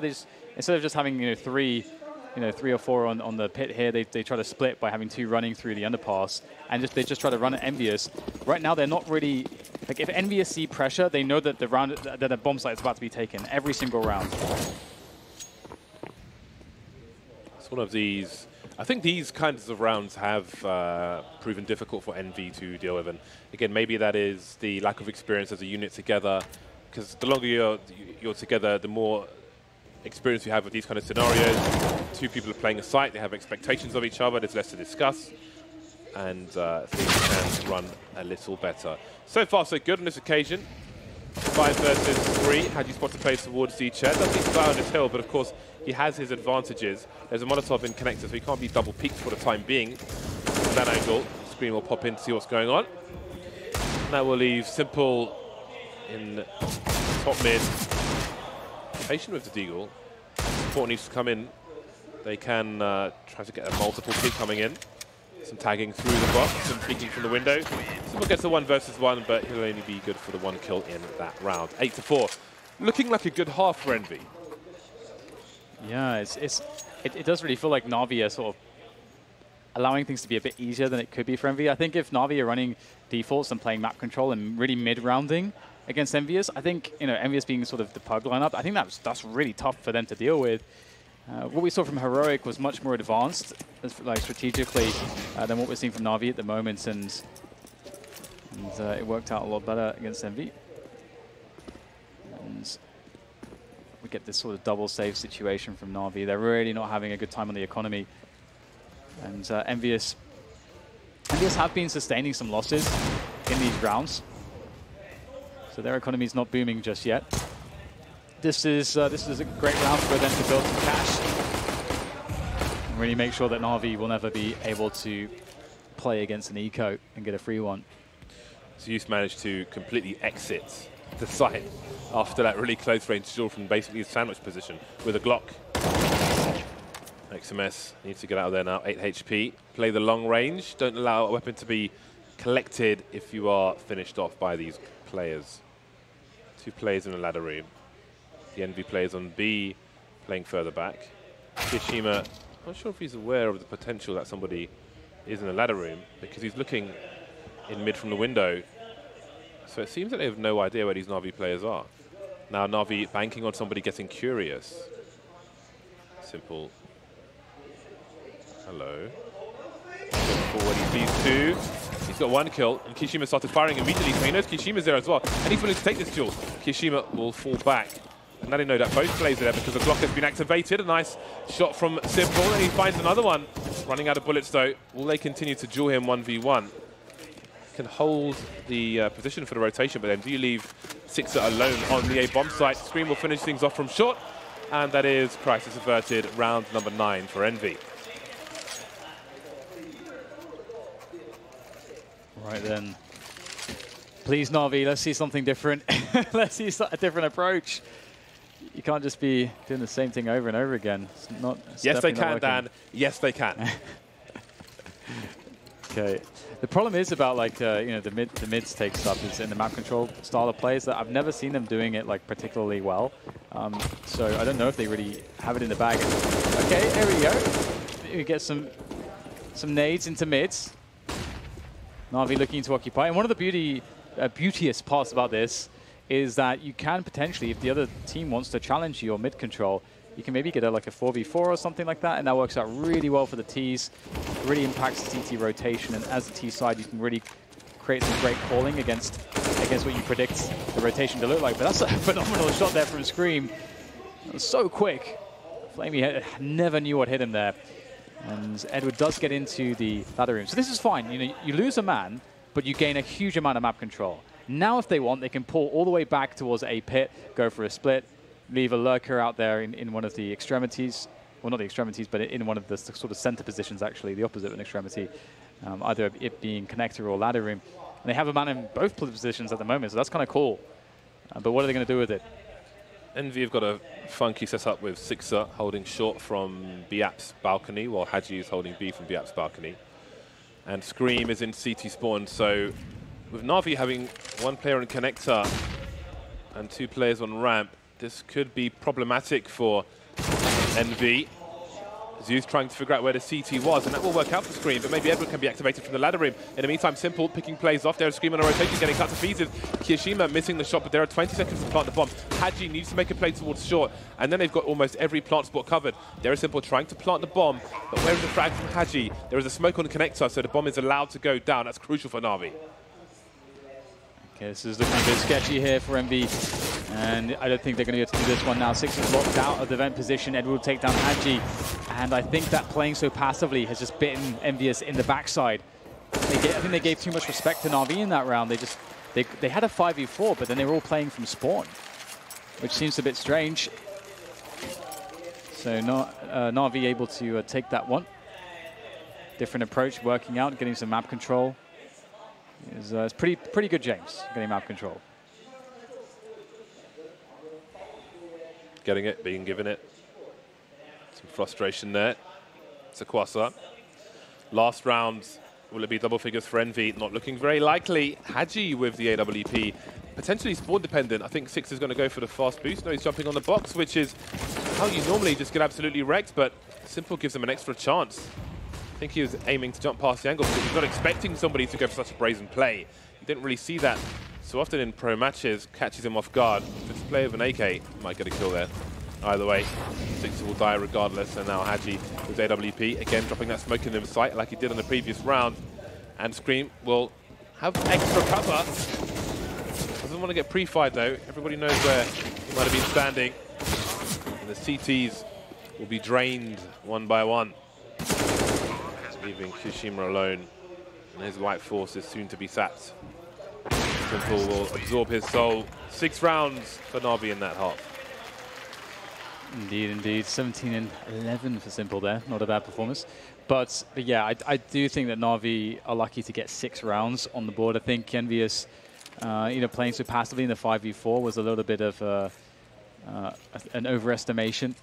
And that said, 9-6, that's the scoreline. It's a great advantage for Envyus. If they're able to take the pistol round, they're going to have a good time. But this is where Na'Vi are really dangerous. The T side I was not impressed with, but their CT side could be devastating. So I'm really afraid for Envyus here because it's going to be hard being this sort of ragtag group of guys to get the coordination that they may need to really be able to brute force their way through what could be a horribly strong, desperately strong CT side from Na'Vi. Simple, whiffing quite a few shots though as the B push comes in. It's looking good here for Envy. Electronic with that off angle again. Rarer than the under the window, and it works out for him, delivering 2 headshots, leaving Six alone. 1 versus 3. Under pressure, looking for targets. Finds one, but Flamey finds his face, and that is a successful pistol round for Na'Vi. Again, that 9-6 scoreline can weigh very heavy if you're on the back foot, but Na'Vi have put their best foot forward. Yeah, I think they're going to be off to a really good half here with this. It's going to be hard to see them losing to any kind of a force buy, but you never know. You never know with CS. Go. Those CZs are pretty damn good. What is the call here from here? So it's like just a straight up B rush, and they'll have one man moving towards Palace, maybe to try to get an extra bit of damage in. Catch someone rotating when the B push comes in, and maybe you just play for the kill there. And that said, they're actually not going for a rush, just sort of spreading out, looking for picks. They're being denied. Absolutely denied so far. Rejected, they're being blocked, they're being deleted. Alerts have been turned off. They've been set to ignore. They've been G-line, they've been K-lined. Let's see the G-line. Okay, 8 to 9. Glocks coming out. I think this is. I think this will be pretty rough for Envyus. I think though, if they play pretty fast and do have a strong mid rounds, they can be okay here. But I can't wait until we get some ops going on the Na'Vi side. Simple going forward. It's going to the Palace. No, just to Shadow. And Envyus. These block rounds, they're hopeless, aren't they, James? It always feels a bit hopeless. Well, they're hopeless unless it's Na'Vi with the Glocks. Yeah, that's true. In this particular match, in this vacuum of Counter-Strike. Indeed. These Glocks might not be so powerful. My expectations are low, as they should be. There you go. Lovely double from Edwards. Finishing off the pesky blocks. Ding dong. Simple, not so lucky though. And just Kiyoshima left. Can he discover and the headshots? And he will be headshots. Flamey with the kill. 9-9. Pair of 9s. I was going to say hooks, but that's the jacks, isn't it? Yeah, fish hooks. Is that, are they swans or something? What's the swans? Is that 7s? I'm not familiar with swans. What are 9s? Don't know. 9s? Pair of 9s. Just 9s. Fair enough. As far as I know, anyway. I think there's something for every single pocket pair. So the club I used to play in had 5-2 offsuit as the gut shot special. Got closed down by the government, of course, as almost every club I used to play in London. Anyway, 9-9. Both teams on the bye. Simple and a teammate getting very aggressive. And when you have those plays jumping on the barrels, the CTs will often run in Palace, and that running has been heard. But what can Envy do about it? I don't think they are aware that there are 2 players here. And Simple's in a blind spot now. This is a deep blind spot, 1 of 2 in the Palace position. There's a massive bait going on. But then the first player go past. No, he engages with the MP7, but the trade is there for screen. This is a very good look. 4v3 pretty quickly there for Envy. Edward down to 2 HP. And Navii, they haven't really had too much time to build up cash. So Envyus, all they have to do is group together, just push in somewhere anywhere, and it's going to be pretty fine. Navii doing the sensible thing and sort of grouping together here and just abandoning the B-bomb site, focusing their forces. Electronic now down to 24. There's very little that they can do with such low health on their players. So Envyus have won the rounds, but maybe they don't know it just yet. But don't cancel it just yet. There's very little challenge here. James, I mean, they're playing save already, so. Well, Electronic was near the site, and Envy are not on the site just yet. They've got 3 people to eliminate. So I was thinking even a Molotov might win this round. Here comes the execute, so perhaps they have. I just like you. I mean, the way this match has been going so far, until the round is won, I am assuming nothing. Absolutely nothing. So that was a difficult start to the round for Navii, losing 2 players in quick succession. But that is, if you weren't aware of that angle, that is an angle. So if you push a CT, that is something you can hold if you think there's a potential rotation coming back, and it's not important for you to be close to the site itself. It's rarely checked by Ts, so if you can let the first person go past depending on what is going on. The other off angle is where Electronic was almost standing as kind of behind him as a T. You can stand in the corner, and CTs, if they're pushing, can go straight past you. It's by the window. Good position for a knife. Okay, well, Envyus take the lead, and oh, someone's left the server. Who is it? Edward Electronics got Zeus. Zeus, what are you doing, Zeus? Where's Zeus? Where is he? Man like there Zeus. he is. There he is. He's back. Hello. 7,000 dollars. Let's see how he spends them. For the M4 on the go. Curious what Simple will do with this spawn. Where is Simple spawn? Boom. It's all right. Yeah, he could look at Palace. ramp, go connector. He could go to Palace. I reckon Palace. Which way will he go? Oh. Let's get that Palace peeking. Will he have a support rifle, or will he be on his own? There are 3 people heading towards A. Simple. Is he going to the ramp? He is. Ooh, that's a different angle to the one you normally see. Maybe not thinking he had the best spawn. A very early smoke in connector, and maybe that's because of Kiyoshima's notoriety charging through to connector from the phase days. He's been doing it on Envy as well, but it will be Haji on this occasion. Pace is very quick actually from Envyus, going straight into the A sites. Looks they're laying down some fire there, quite literally with the Molotov, but he will pay for it with his life as he is abused, punished by Flamey. And they have not made great progress into the bomb site here. They've lost 2 men already. Smokes are starting to dissipate, and they still need to get the bomb down. Simple is lurking with the AWP, and the flank comes in as well. Envyus, they are about to expire, I think, as Zeus's flank is in, and there's the frag onto Scream, and all he needs to do now is just stay alive. All he needs to do is just stay alive. There's no evidence to plant the bomb. And now it's just Kiyoshima. We've seen him do pretty disgusting things, but he needs to win this 1v2.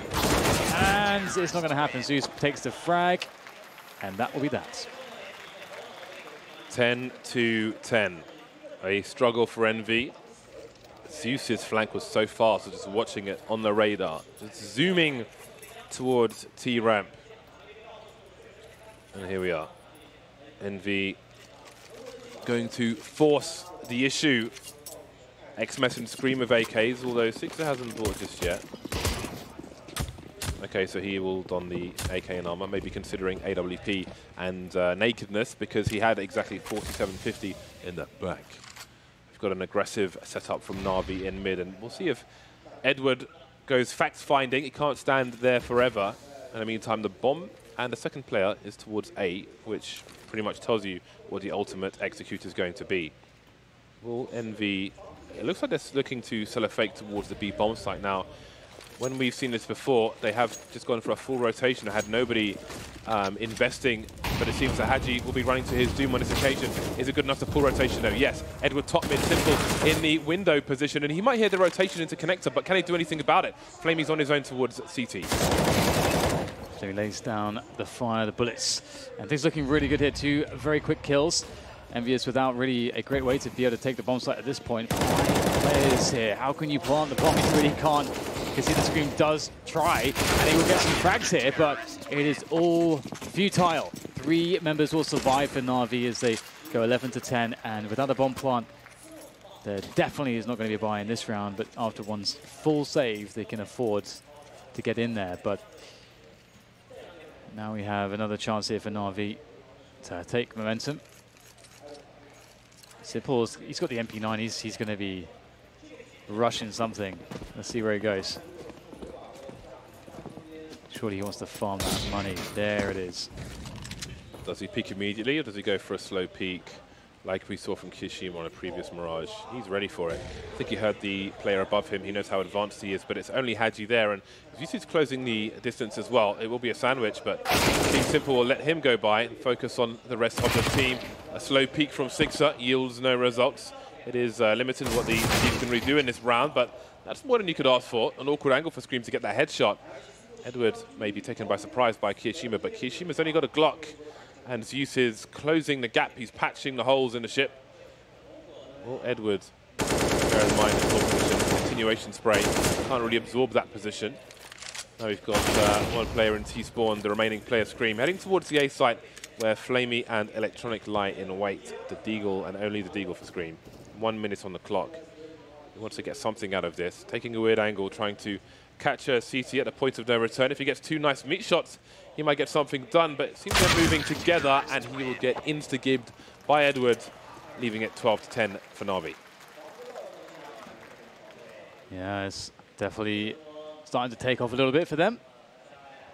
Envyus, though, not too far behind, and the AKs will come out again, and they've got 4 utility pretty much to back it up, I do believe. How does Electronic play comfortably while wrapped in a blanket? It does surprise me a lot of sort of the varying habits that some players have.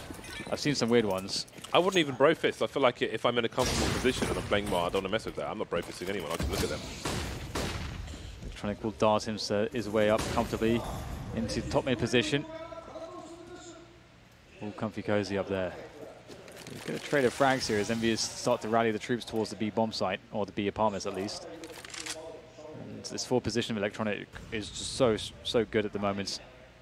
He's got a lot of, you can hear any running in T-spawn. And of course he has fast rotations to B. And that's where the push is coming.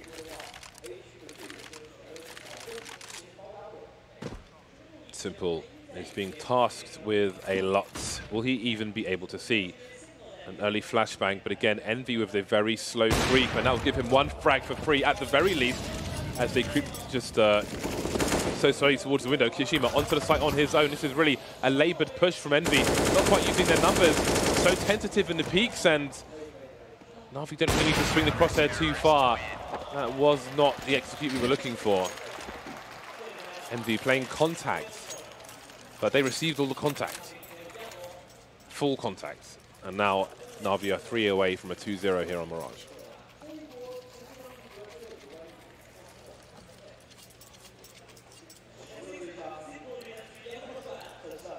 Oh dear, back to the pistols again, back to the drawing board. Not the time for it though. Envyus, they're not too far away from conceding the series. Na'Vi winning Inferno fairly closely. Pretty damn competitive game, that first map. They just need to find a way to get back into this game. It seems like it may only be like one more good chance, because unless they can pull something off this round, it's going to be very rough.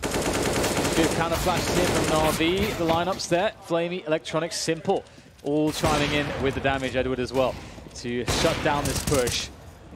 Get one step closer to shutting down the hopes of Envyus in this tournament.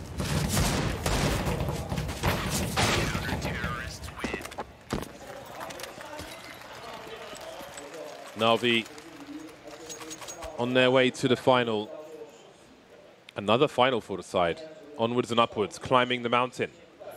One step at a time. Perhaps this would only be base camp for them. There is plenty of climbing to do as we head towards the major in London. Simple and Flamey now, both on sniper rifles. Simple with a good spawn for the window, and he's going all the way to short, making that jump look easy. I think I've landed it twice. 3 players top mid. He is sure to get a frag here. He's waiting for the flashbang, but now taking an alternative route. Looking to jump up, times it well, but Kishima's ready for it. Oh dear. Nice nade there onto Edward. And Edward will be taking Simple's position and suffering exactly the same fate. And now it's just 2 minutes left for Na'Vi, and sure, Zeus gets a frag there on B, but he's got to somehow clutch this. And he won't be able to clutch the 1v1 against Sixer. And that's going to be that, I think. Flamey is well and truly locked out of the B-bomb side. So, how's the money here for Na'Vi? Well, pretty good. It's pretty damn good indeed. How much money does Zeus have? 10K. Wow. $10,000. Must feel great. All the money in the world. So Fat stacks. That's going to be a pretty good thing to fall back onto for Na'Vi. Envyus, they got a long climb. They have a long climb. It's only a few rounds, but I feel like every round between these 2 teams, I feel like it's quite labored for both sides.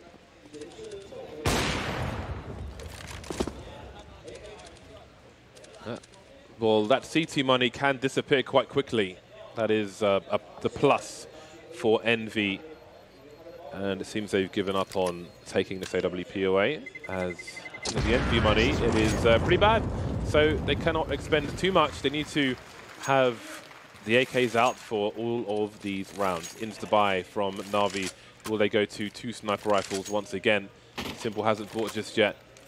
Edwards, look at the frags. He's 26 for 15. He's leading the server at the moment. They said he played well in the previous map, but look at him go now.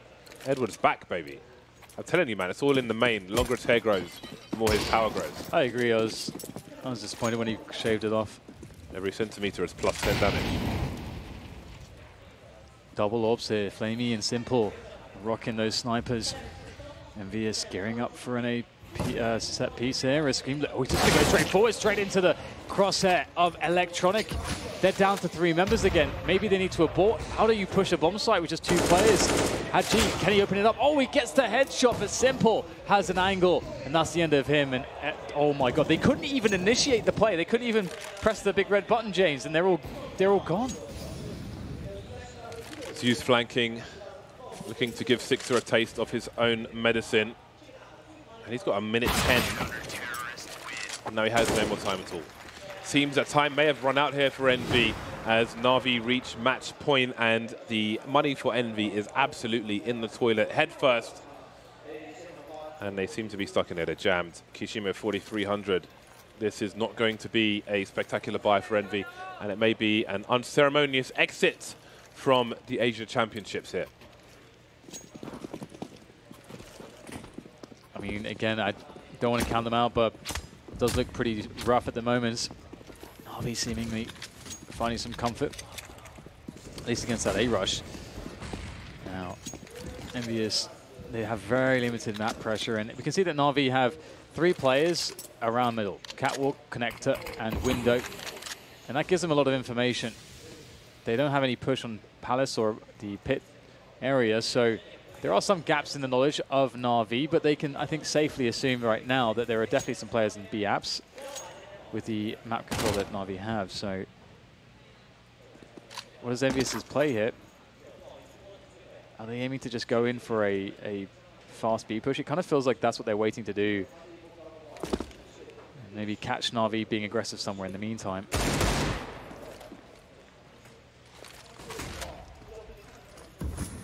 4 players for Envy in the middle position. They can try to close the distance by boosting or using connector. Not afraid to show presence in the underpass, but he won't try to make that boost now, maybe fearing it will be expected by the CT side. But then how do they get into position? Also going to force the issue. That's a big frag from Kiyashima on a short area, trying to pepper there on the site as well. Zeus at the back of the van. He's got to find a kill. He's got to find a kill. The numbers are swarming, and Stream has been picked off, as has XMS, but who is still alive? It is simple. On the site, 20 seconds to plant the bomb, and now it's time to a 2 versus 2. Electronics, he's one by the pillar. The bomb is right in front of the window. Surely Haji can't do this. He can't creep with the AWP anymore. He's got 10 seconds to collect the bomb and plant it. And there's a CT crossfire. He's got to go. He's got to go. Has he just got time? He's faking. No, you can't fake it. Why are you There's doing no it? time, He's going for elimination. Oh my god, there was no time. Oh my god. What a way for Na'Vi to win the match. I think both teams had their troubles on this map and in this series, but Na'Vi stand tall at the end of it. They are going to be in another finals after the Star Series win. Can they claim another one a mere 2 weeks later? They will be, of course, facing VP. This is going to be an interesting one, but Envyus, this was a winnable game for them. It was, but there's lots they can take from this. Considering how new this team is, they've done a lot better than you would expect. So, despite the shortcomings, despite the issues that we see, we expect they should have issues. That's the point of their history that they're in right now. So we can't look at that too much. But there's plenty to review, plenty to look at, plenty of successes for them to marvel at, and plenty of growth to be had. So they've definitely planted some seeds in this tournament, and we will see how far they can grow. Over to Paul and the desk for review. Indeed, you plant the seeds and flowers grow from them. Thank you very much, James and DDK, for the superb commentary. As ever on our second semi-final, Na'Vi done and dusted without breaking a sweat yet again. Fantastic performance, Sean. Yeah, the beginning part of that map, I don't know, Nacho and I were looking at each other. This is like the sloppiest game we've ever seen. The pistol round, they threw that. Then they went like a Glock. They went a Glock Eco on the 3rd round, and you're like, okay, this is going to go in Navi's favor. They immediately get reset. And then they win the round where the weird Envy was trying to defuse the bomb, but they were coming off and on the bomb. Yeah, and then eventually my notes have it as the FNS defuse. I don't know if you remember that happening. Where yeah, pretty much. Yeah, where he didn't have the kit and he tapped the bomb. And yeah, that's kind of like what happened to Envyus in that round. You're just like, okay, all of these mistakes that Envyus are making, surely Navi's going to capitalize on this. No, Na'Vi like never capitalized on any of Envyus's mistakes. Couldn't run away with the game. And then the end of TF, you finally saw vintage Na'Vi, you know, the connector split to A where they get jungle controlled. That's what I envision Na'Vi doing a lot of as a player that played against them so many times. They had success with that, and then they did a late B hit. They grinded out. Yeah, that's the round actually that we're referring to. Yeah. Envyus was tilted off the face of the earth. They took a tack timeout, and I was like, okay, this is over at this point. They come back and win the next round. They did. They had an M4 and then like CZs and Deagles in the play, and then somehow win the round. They got picks in slope, and then eventually Na'Vi dies 1 by 1 and gives a round away to Envy.